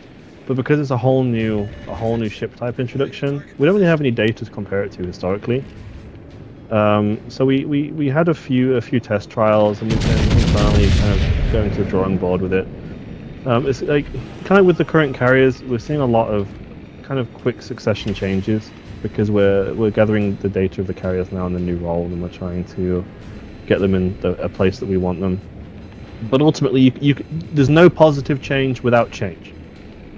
Ultimately, so it's a case of just kind of let the balance team cook really and gather the data they need. But I've tried the hybrid carriers; they are very fun. I like the changes we've made to them on a core level in terms of how they operate. When I tried hybrids on PC, my biggest I'm gonna do something naughty to this Jaeger here, Quaid. Yep. My biggest criticism really was you were either playing as a carrier or playing as a battleship. Because once you had the aircraft in the air, you couldn't control the ship, and vice versa. Ours, with the torpedo airstrike introduction, means you can generally focus on playing as a battleship, but also deploying an airstrike kind of in between your shots. And I feel like it integrates a lot better. Okay. D7 is one of the most fun ships I think you've put in the game. Loads of people were very vocal that it's going to be very harmful to the game, but I think there was a lot of kind of positive reaction once people started getting their hands on it. Well, and I think people saw that. Go ahead. I'm sorry. Sorry, the airstrike isn't like a clinically high damage thing. It's quite difficult to use, especially on a moving ship. But I've always quoted it as a movement forcer. Like, it's really good at encouraging movement. If there's someone anchored behind an island, and you know they're there, you can force them to move. Or if there's a smoke screen and you're seeing like Friesland shots going off in it, you can just blind drop the smoke and see if you can, cast a net, can you catch a fish? Which I really like about it. I think I'm not vocally against changes that shift the meta a bit. I think it's sometimes a good thing because it keeps the game fresh and interesting. I'm really bad at it though. I personally really struggle to play politics. I'd like to be better in it, but it's a tough cookie. I think a lot of people got scared when they saw the video where I think it was the key, like it was in your release video where he bomb dropped that key for like 20 grand. I think that got people a little bit scared. I mean, don't get me wrong. I mean, the drop ultimately has the potential to deal damage like that, but it has to be in a completely perfect scenario where it's lined up perfectly. The bombs are on target. The ship is sailing directly into the zone. You know, like, which for actual gameplay, like in standard, just isn't easy. It's not something you can do every time.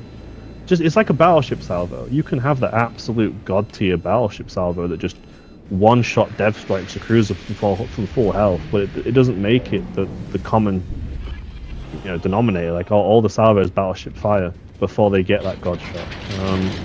I don't think it's overpowered at all by any means. I think it's just an enjoyable mechanic ultimately. I honestly wish I was better with it. I need to kind of commit some time to it to play it more.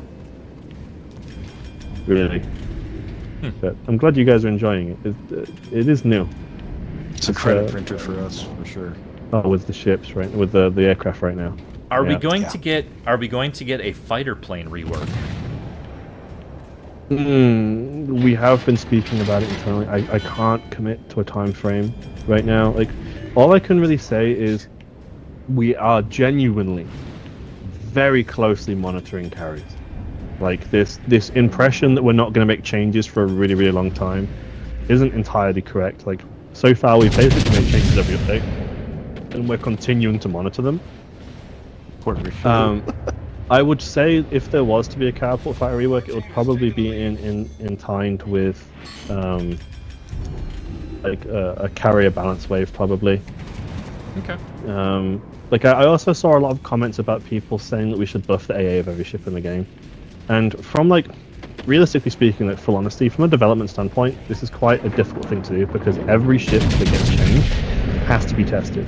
And when we have over 500 ships in the game, it proves to be a monumental task that would completely just require all the time from our QA and dev to balance it and get it in and change it and integrate it. At that point, it would just be easier to nerf the health of the aircraft carrier planes because there's a lot less carriers than there are ships in the game with AA. It achieves the same effect ultimately. But we're seeing it. Like our Discord channel, like our team reacts to every message they read, and you can see we're on top of it every week. We're making sure that it's up to date, and we have all of the ship, like all of the marks, and then all the ship discussions have been read. So we're here. We're listening. So, as an Englishman, what's it like to live in Prague? Right now, unbearable. With the heat, but as an Englishman, it's like a dream come true, relatively. Like, you have very, very, very cheap beer that's available everywhere. The city is beautiful. It's very historic. That's what Ian said. Does he like the food and the beer in Prague? I love Czech food. So I can actually show you a picture off stream later of me before I came to Prague and how skinny I was, and then a picture of me 2 years later, and I've got a chin now, dude. Like, Czech food is so meaty and so heavy, and it's like it's all bread and dumplings and stewed meat, and it is plumped me up, dude. That sounds good. I love Czech food. All the beer and meat is. I need to start going to the gym, honestly. We're gonna Eiffel Tower this Giuseppe Verde. I mean, this other summers. So how old are you? I mean, how old am I? Yes. Oh my god. You're not laughing here. I actually forget. Or I have to Google it all the time. Like, how old am I if I was born on this day? Because I've never really followed it. I genuinely forget how old I am. I think I'm 28. I believe. Yeah, I'm 28. I probably sound really illiterate right now, but yeah, I always forget my birthday. I've always it's never been something I've really cared about, to be honest. I tend to pour my soul into something, and that just I engulf myself in its world.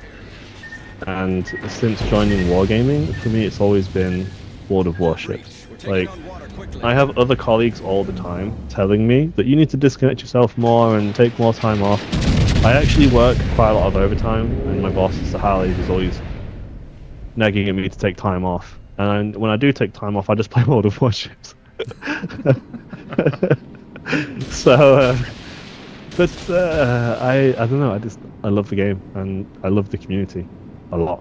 And this isn't just me saying it because I'm on stream. Like, I find myself engulfed in this world so much, and I think diving into working with the team was probably one of the best decisions I've ever made, because I have the really fortunate ability where I can see all these talented people in all these, from all these different corners of the world in one place. So I had to, when I left England, I left my friends, I left my family, I left everything I knew, and I moved to a country whose language I can't read, speak, or write, and I don't regret it. And when you look in the office and you see people from France, Germany, like all these different countries, we have colleagues, everyone's working so hard on the game to make the best game they can, and I consider myself lucky working in community because I'm one of the few people who can actually see the players enjoy the content and the hard work of everyone else, and it's a really humbling experience to see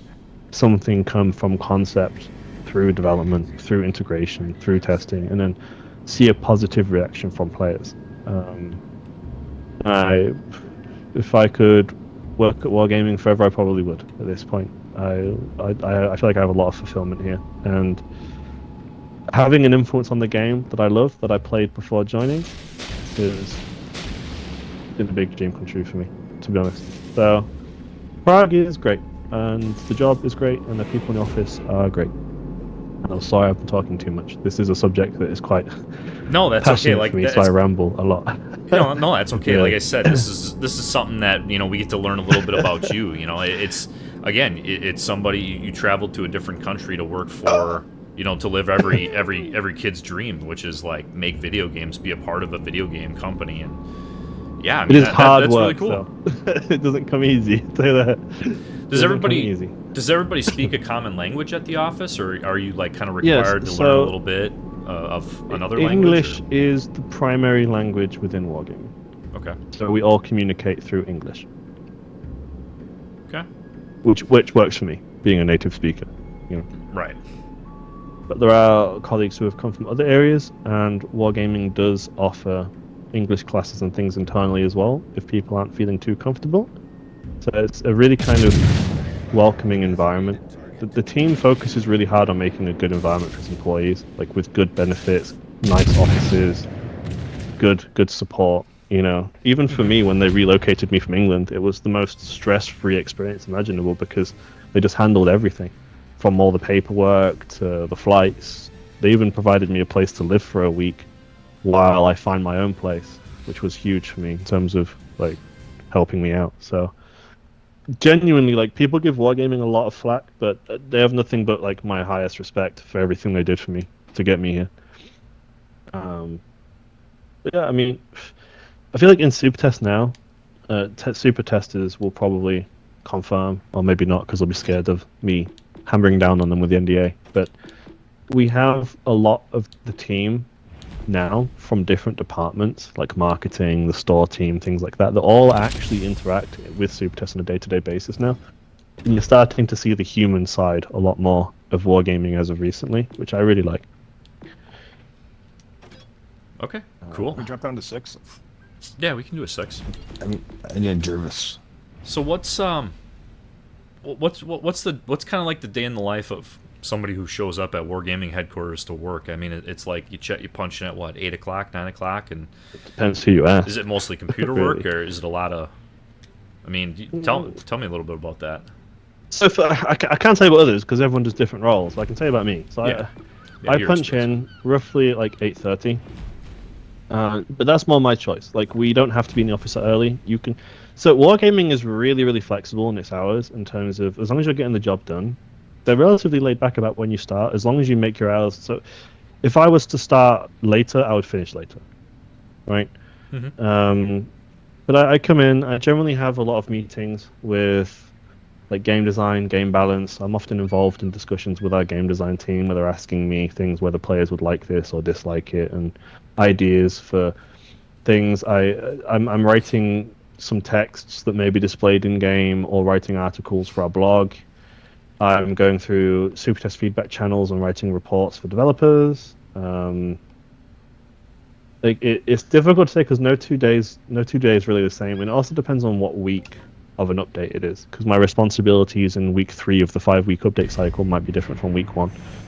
Like, week 1 is obviously very heavy on community interaction because a new update just dropped and players are really happy or angry about something we've introduced. Yeah, like this guy last update. Week Yeah. one, So- week one, I Absolutely. turned I As a turned it DD on, main- played two games in carriers, and I said, "Yep, I'm good." And I shut off. As a DD main, this is the best update ever. Yeah, the you guys removal will of, be spotted. spotting. Yeah, that was one of the big intentions behind that change, because it's not great that a carrier can just And- perpetually sit above you and just say you're not playing. Because yeah, a plane will spot a ship, but it's not going to give a firing equation to the ship. You know, it's just historically it makes sense.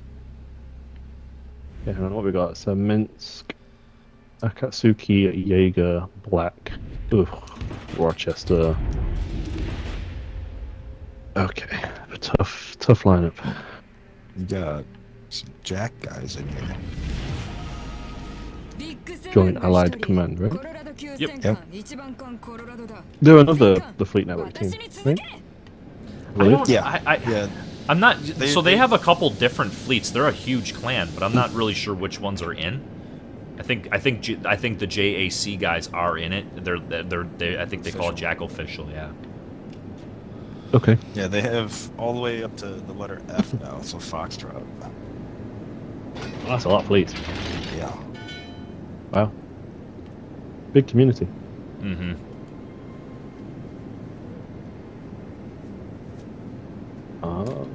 Okay, hold on. So I'm trying to see where they are. Like, I'm not quite sure how to play. I'm playing a destroyer, but I'm really not particularly potent in destroyers. So I'm either going to play really well or I'm going to throw.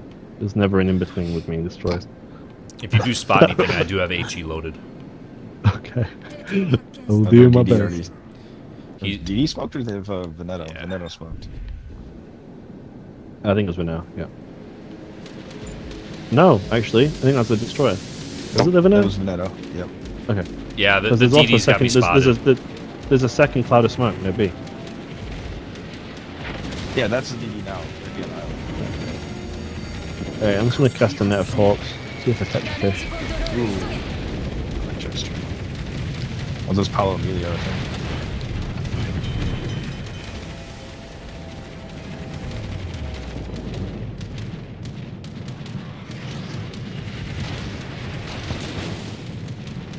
My range finder is picking them outside of smoke now.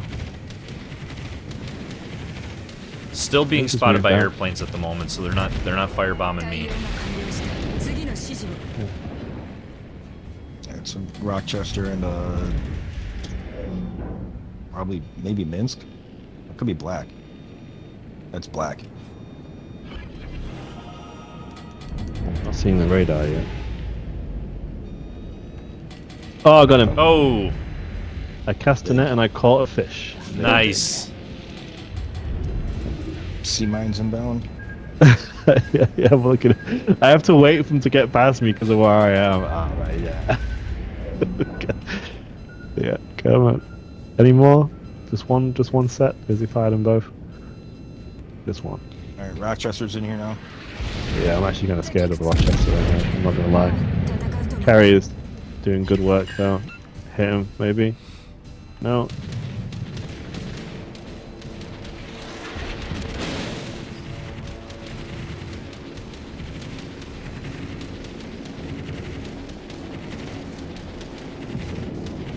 Actually, you know what? I'm gonna use your smoke and farm. I really don't mind. I'm gonna come in here as well. Only 20 seconds left.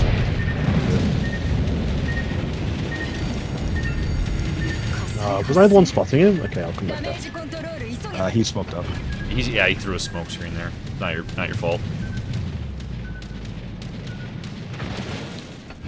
Benito, we can. I got 7 minutes left, or 7 seconds.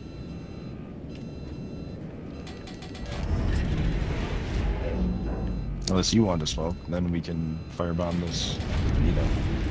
Okay, I'll smoke right now.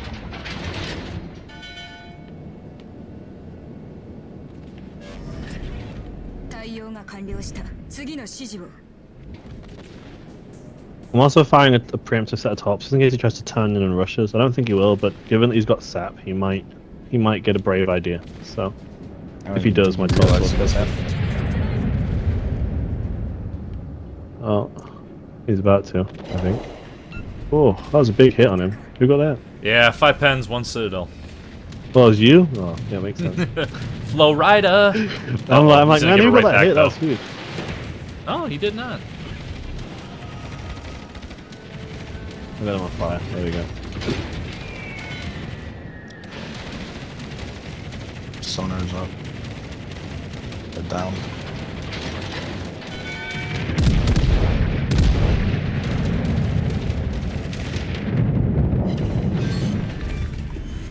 Oh, that's a big hit on Rochester. Yeah, I mean, they're far down. Somehow he plays Florida and he actually does well. Same for me. I played Florida on stream one time during a brawl, and I spanked in it. And I impressed myself. I was expecting it to not be great, to be honest. I don't like it particularly, but It's I really, always joke about the fact that I'm the reason why Wargaming hasn't buffed it. So I I'm mean, throwing the algorithms off. statistically, it's not. It could use some love, but it's not like horrendously bad. There are much worse ships statistically. It just feels inconsistent to me. Like one salvo will do loads of damage, and then another will just miss completely. Guy's being crossed up by others in the carrier. Rip. I'm sorry, Veneto. That sucks, buddy. Ian, what Yeah. radar bug are you talking about, brother? Maybe I'm not familiar on that one. Oh, yeah, I can see your comments. Will they fix radar bug? Yeah, an elaboration might be. Destroyer's over here. Yeah, and my RPF is pointing right. Yep.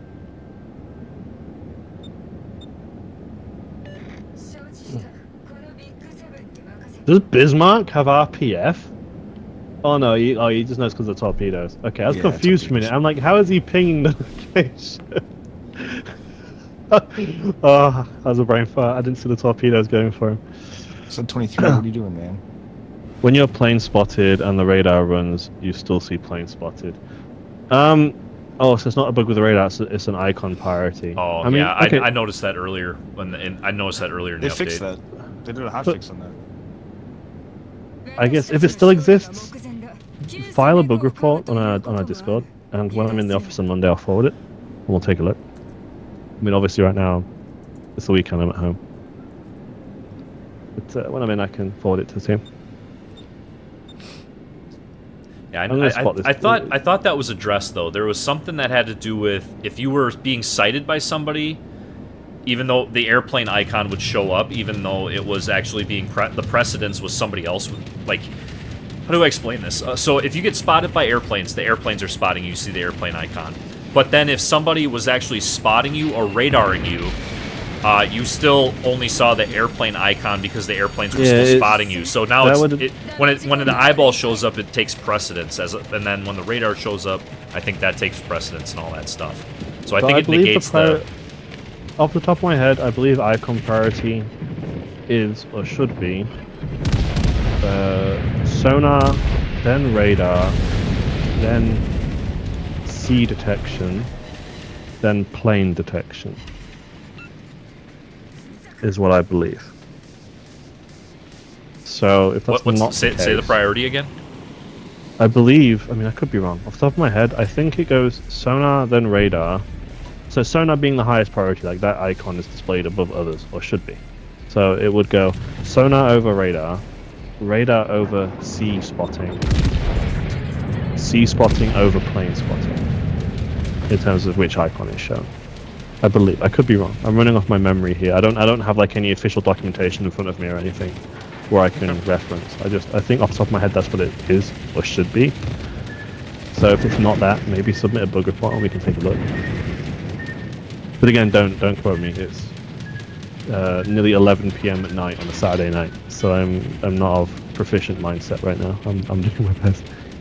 Should have this guy spotted right in here. This guy is. I'm chasing him as well, trying to in case he cuts left. We're gonna run out of points before he gets spotted, I think. Oh, no way I hit that. Did he get you? Yeah. Rip.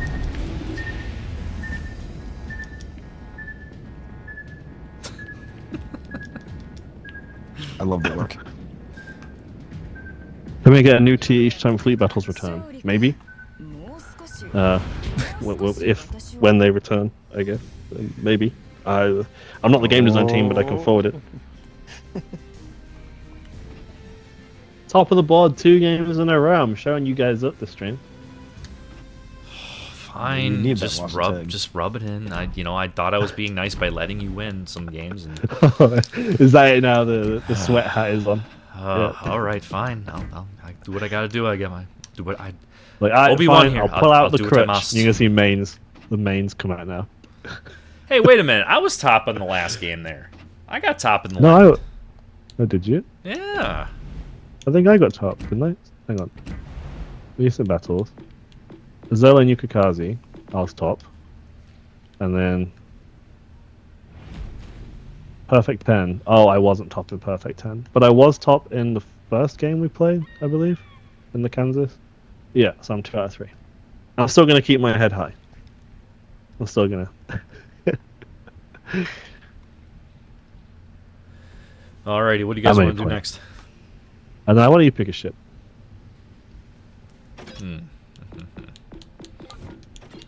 Celtic. Interesting choice. Quaid wants to go Celtic? British Balti. Yeah.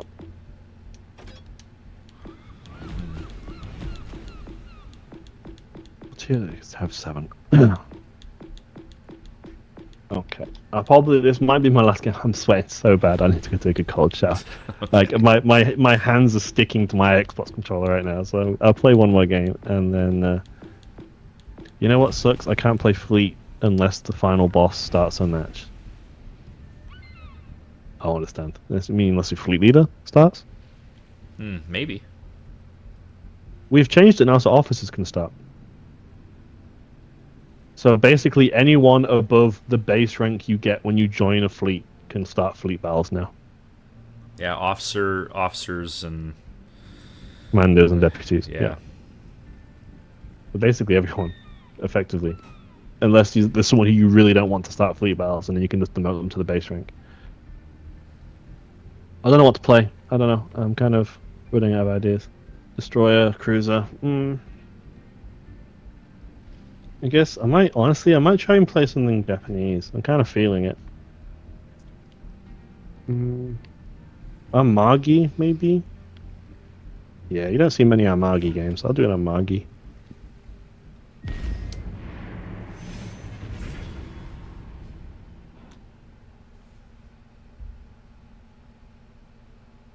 Thank you for having me on stream, by the way, Jank. It was fun. I enjoyed it. Oh, thank you. No, seriously, thank you for coming on and just offering your insight. I'd say you guys probably have more insight than me. And I'm happy to be here and to look cool for an hour. Okay. Hey, Hive. Hello. Hey, Hive. Thanks, man. Appreciate it, dude.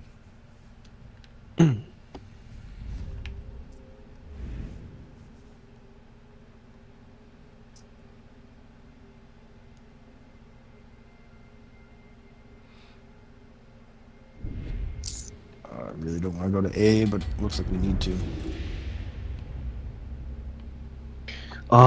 Yeah. You will, at least. I can probably sit Yeah. here and... I'll swing into B and then I'll head over to A. What is this main battery range? Oh, oof, Had a- 16. Shit. Just had a bird flying to my window. Am I running the wrong build? That might be. Alright. Sorry, just actually said a naughty word on your stream. Kimmick says, is Fleet still in test form? And will we ever be able to recruit like a non-member for a fleet battle? That's actually Well, no, not a bad okay, idea. So, you mean like a mercenary thing? I'm not. Yeah, Okay, so that's it's not like, a bad idea. we are looking for ways to further into fleets. Like, we're definitely not just going to dump it and leave it. Like, we want to do more with fleets. It's more a case of like finding the time and then doing something which actually resonates well with the people it's designed for. Like, we can't just drop something in half-assed. Legends is like one of the we take UI design really seriously, and then we take like just in general console integration really seriously. Like, I mean, maybe I'm tooting my own horn, but I feel like World of Warships Legends has really good UI design, and more often than not, most of the features that are introduced are often like relatively simple to use, but quite a lot of impact. You know, they're good. And it's like with training rooms and fleet battles and fleets, it involves all new UI, all new game logic development. It all has to be tested thoroughly. With training rooms at one point, I believe they made a version of training rooms that ended up being just so below expectations that they just scrapped the whole thing and started again. Because the team takes it really seriously. Coming out. But maybe there'll be more to fleets. I can't guarantee it, but I'll be lying if I was saying that more features hasn't crossed our mind. Like, we have spoken about the idea of introducing new features. Not the one you've said in specific, like we haven't spoke about mercenaries, but we have spoke about further ways to improve fleets or fleet battles or just the overall kind of experience for the communities that partake in it. George W. I could probably hit this guy good if he doesn't get me. Oh no, is that? Oh, it's Bismarck shooting me, that's fine. I saw a battleship shoot my broadside, then I realised it was Bismarck, so it was crisis averted. I don't find Bismarcks that scary.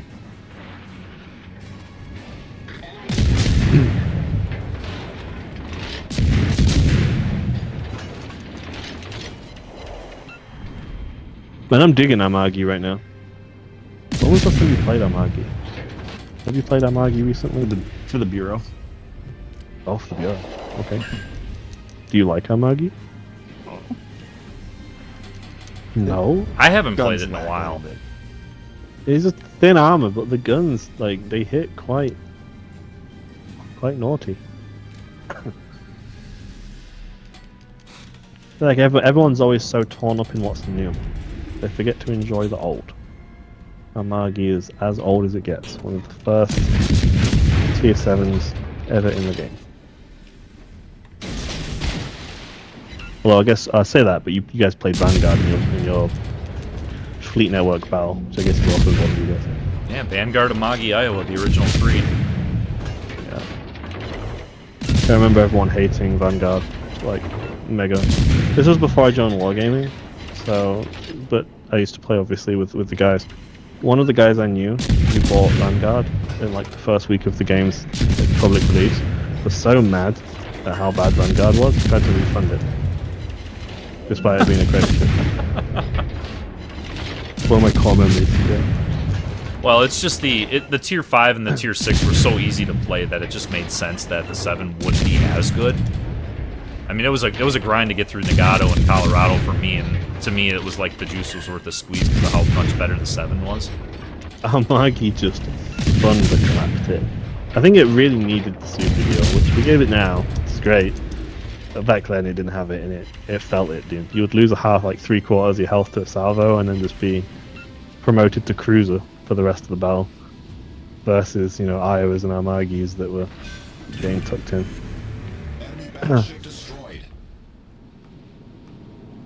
Awesome.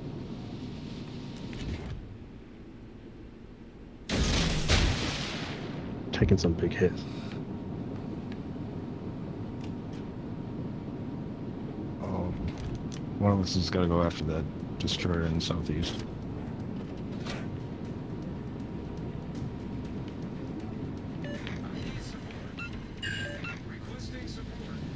There we go, two C-mine hits on the Veneto. Damage con. Reporting the target position. Also, for everyone watching, I'll probably be opening Super Test recruitment in like maybe a week or two. Some insider knowledge there that hasn't been revealed yet. There you go, Jank. Ooh, Jank's chance to get back in. Yeah, there you go. It's new. So probably like a week, maybe 2 weeks. I'm waiting for an open window on our social media, but it'll probably be in the first few weeks of Just watch the July Discord. update. Yeah, Discord, social media. It'll be everywhere probably. I'll have them post on social media and our Discord as well. And I'll open ST recruitment. There'll be a console-only recruitment, no mobile this time. However, there will be a mobile recruitment in the short future once console has closed. So. Oh, a Weimar. That's not a name I've seen in a minute. On A. Oh dear. I got it.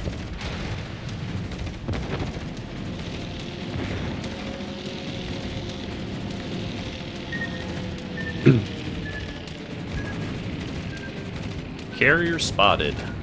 Concentrate fire on the enemy warship. I'm trying to go save our carrier.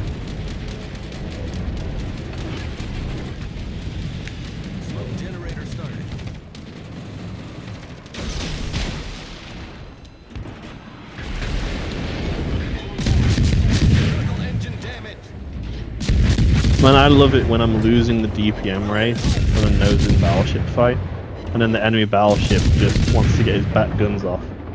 It's like, it's like, oh, okay, I'll catch my shells Get there. back in the pond. Like, ah, yes, you fall for the ancient blunder. Yeah.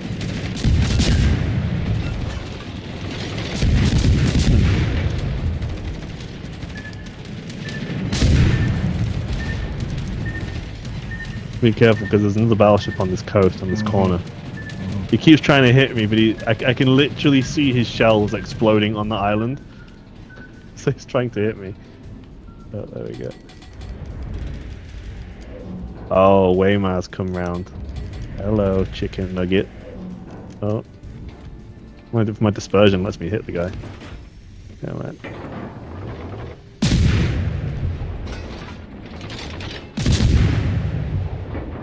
We'll sit out him while he was dark.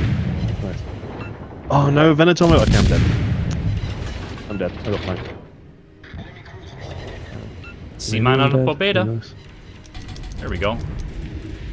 Sea mines on the Pobeda. Yay!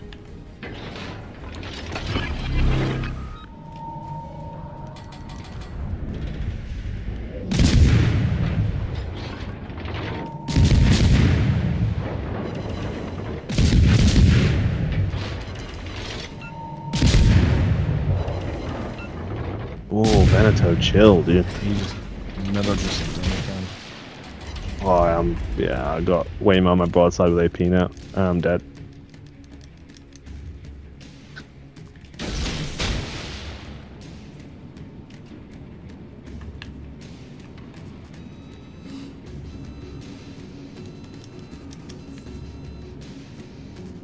Eat that cat.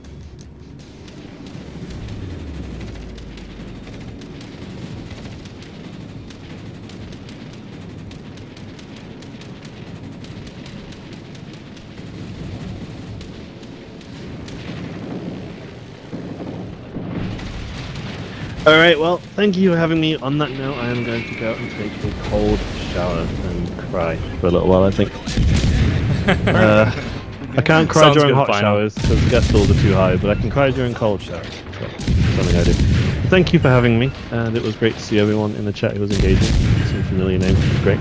And congratulations to you and your boys on your Fleet Network victory. We were Thanks, very Final. happy with the results. Have a wonderful evening, everybody. Take care. You too, Final. Bye-bye. See ya.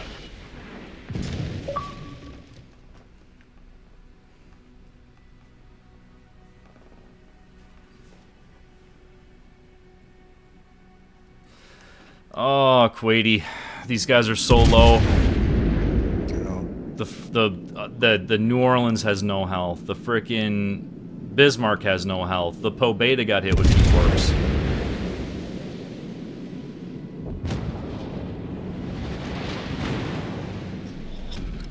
I honestly think there's a chance to win this.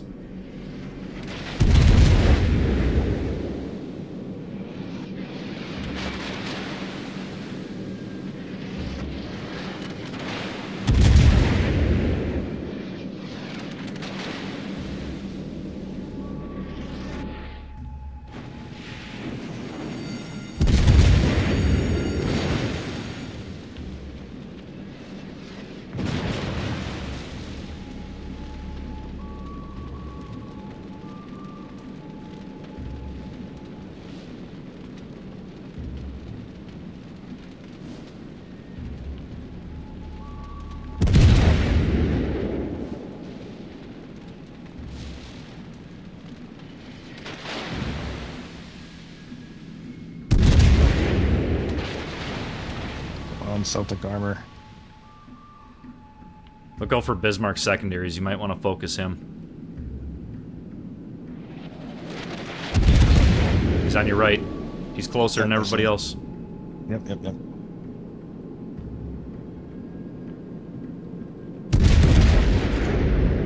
There's seriously a great chance we still win this.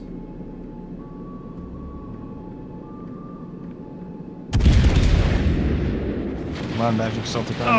That's not what I wanted.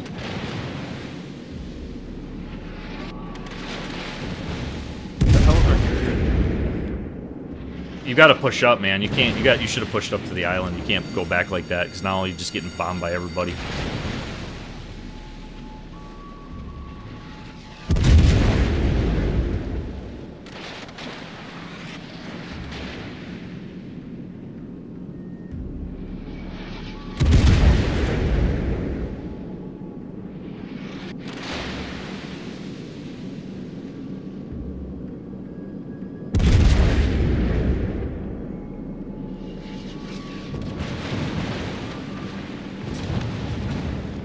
Got a chance to switch up to the Weimar now. Oh, yes. Oh, no! Oh. Yep. Push up to the island next time. That way 3 people can't shoot you. Only 1 can. Oh. That's a bummer. If our carrier fucking moved. Yeah, no, he did. He was going all over the place. He was getting focus fucked. I think the carrier, after I smoked up, the carrier gave up on me and then went after our carrier, Pobeda.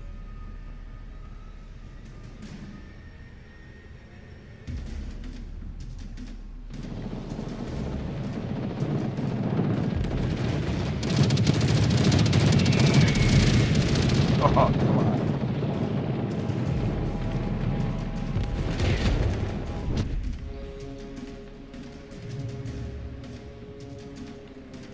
Yeah, then Negato's like, "Yep, I'm fucking off now." Yeah, if we could have got both one of those guys, this would be a win. But I think we're gonna end up losing it.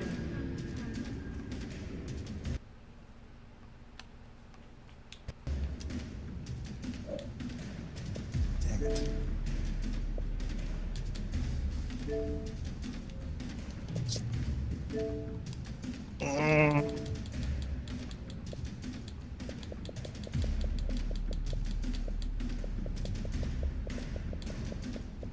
Ooh, buy 1 cheese mountain pizza, get 1 free. Quick trip.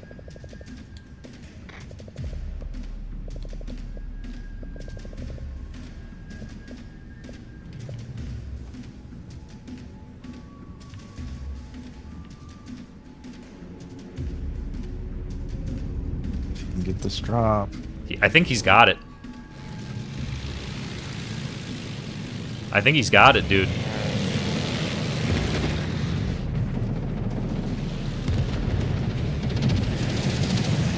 No! Oh, he didn't get it! Oh, no! He didn't get it. What's this?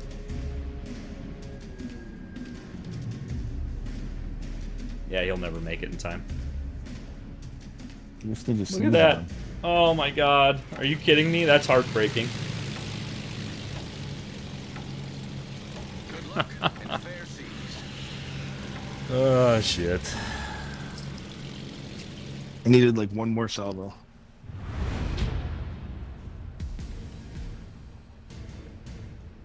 $22.87 in a loss.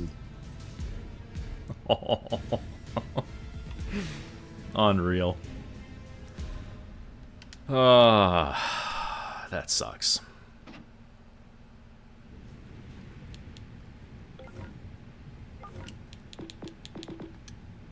Yeah, I got a few more. Still got some games in here.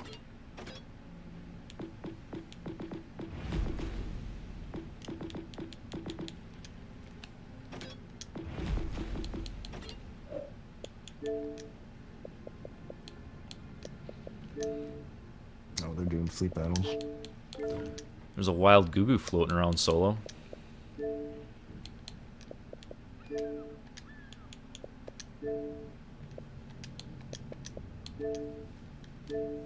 If he's even awake.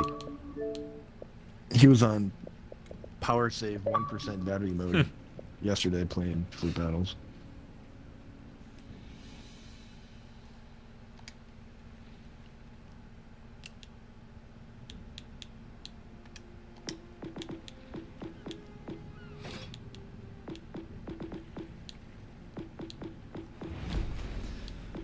Debating what I should play.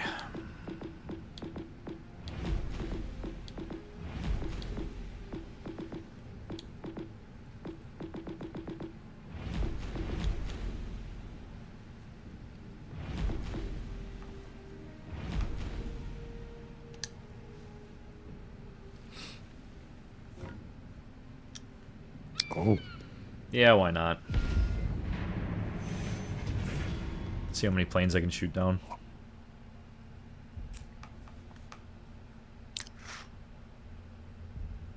I think Oyster is much better pick for this update than Friesland.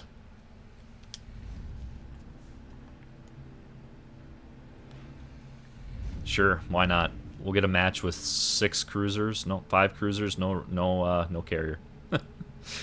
Go figure. Too many carriers.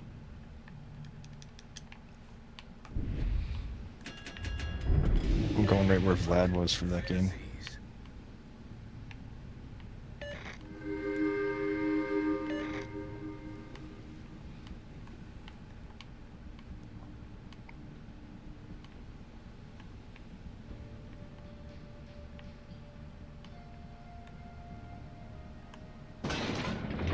Oh, Jaeger has the best flank in this game for that boat.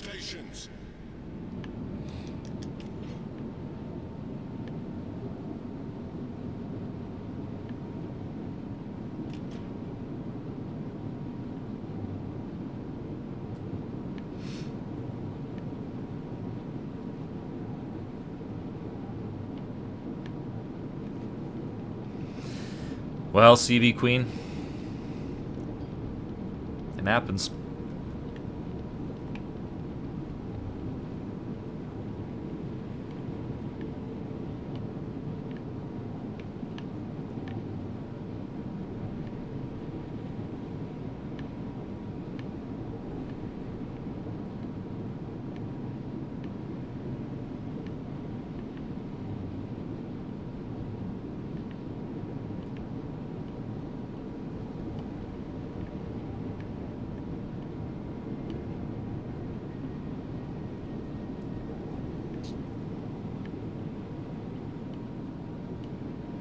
Support you right here.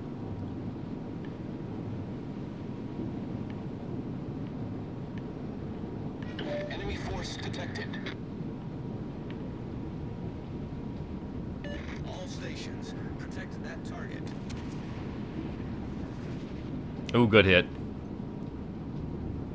Oh.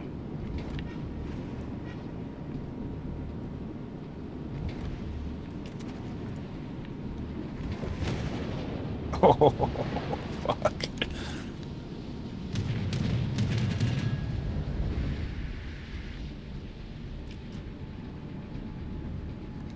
We've been spotted. Why do I have AP loaded? Way to go, dumb ass.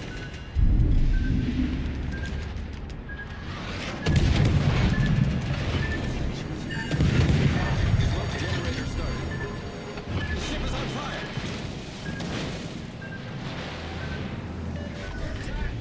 Problem solved, sir. I need your support.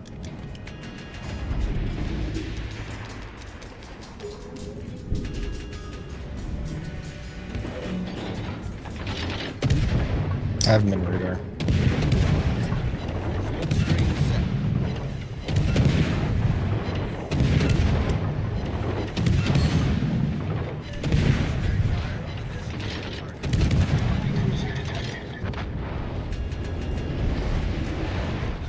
Our team has taken the lead.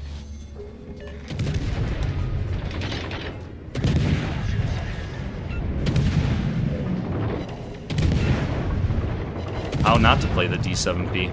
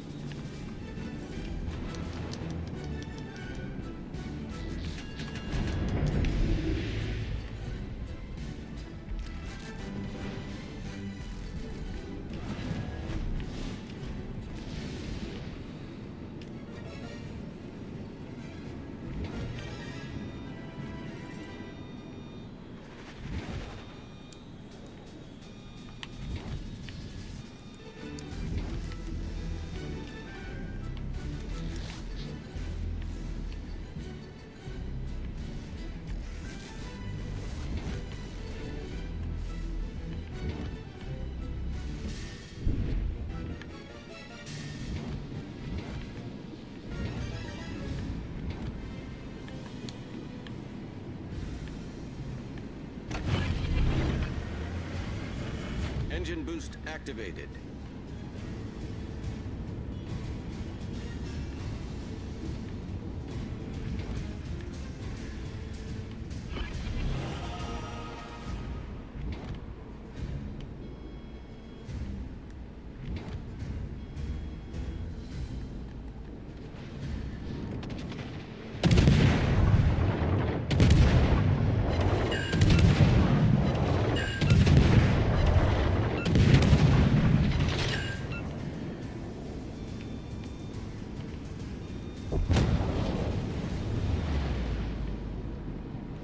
See you, Ian. Have a good night.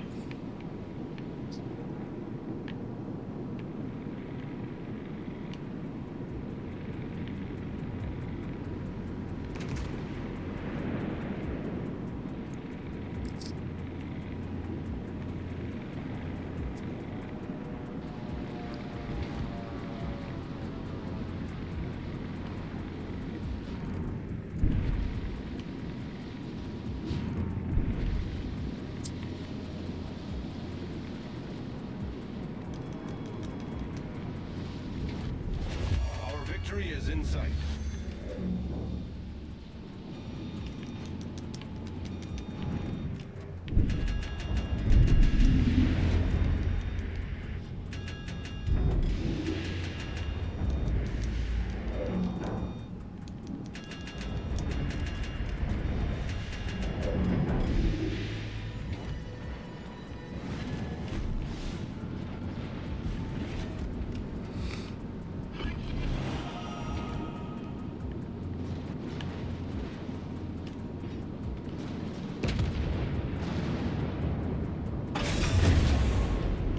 Engine boost deactivated. Nice work.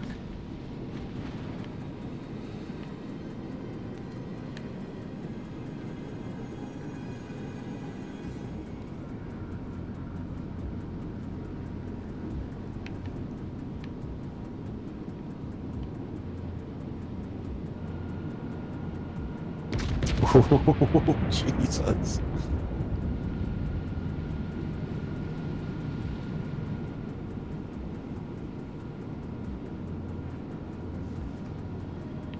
Good show. Good show. Yeah, it's gonna be game. Nice work.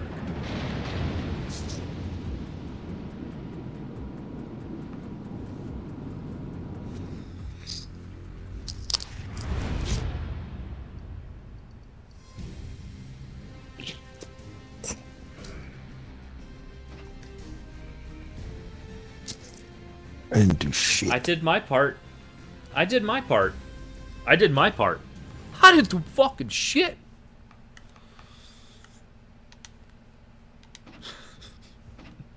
Poor Guido.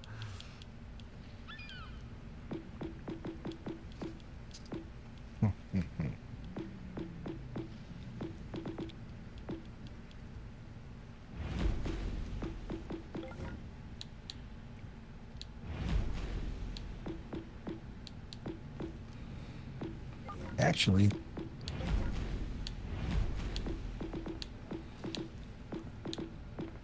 Captain, go lay down.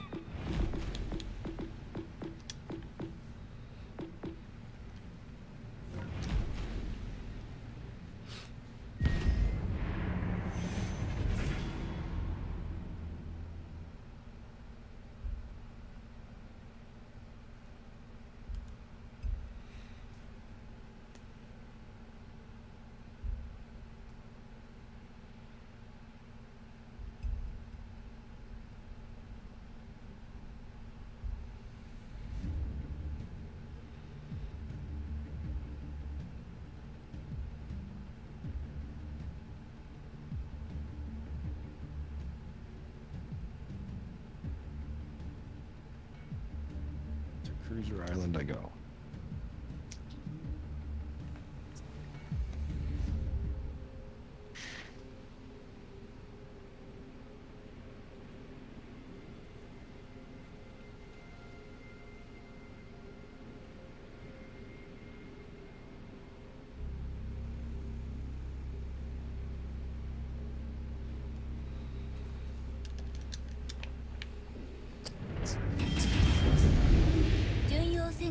ケルク、ご挨拶申し上げます。あなた方に大いなる父と精霊の祝福があらんことを。 You've been spotted already?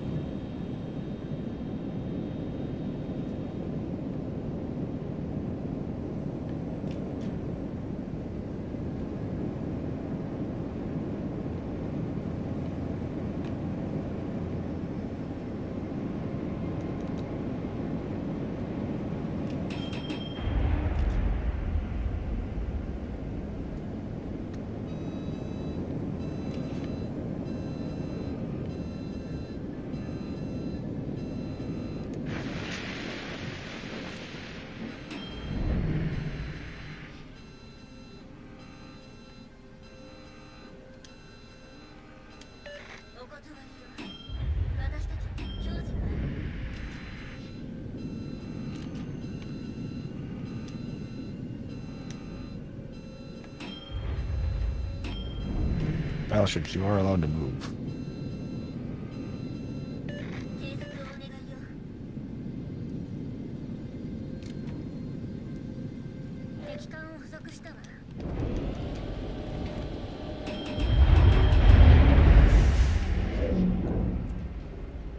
Shit. Why does it always have HE loaded or some stupid thing?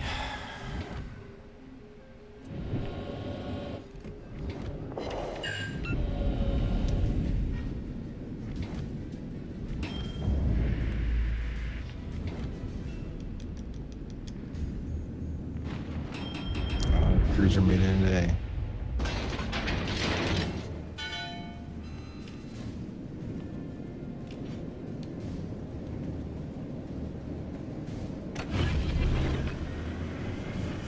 Engine boost を始動するわ。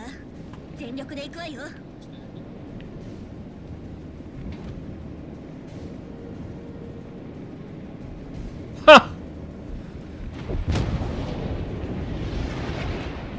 Spotted. Something's up wide.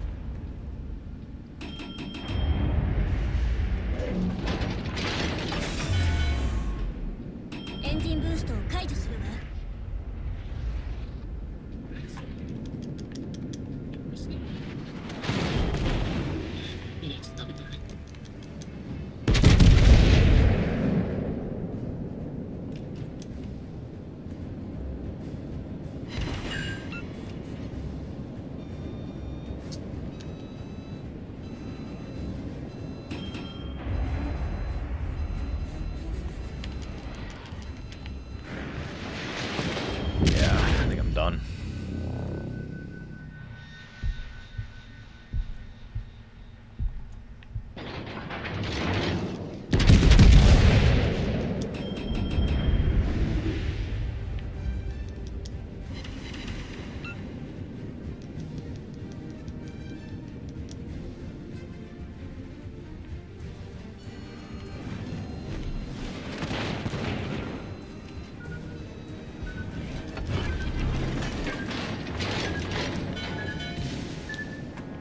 Yeah, I'm done. I'll see you later, dude.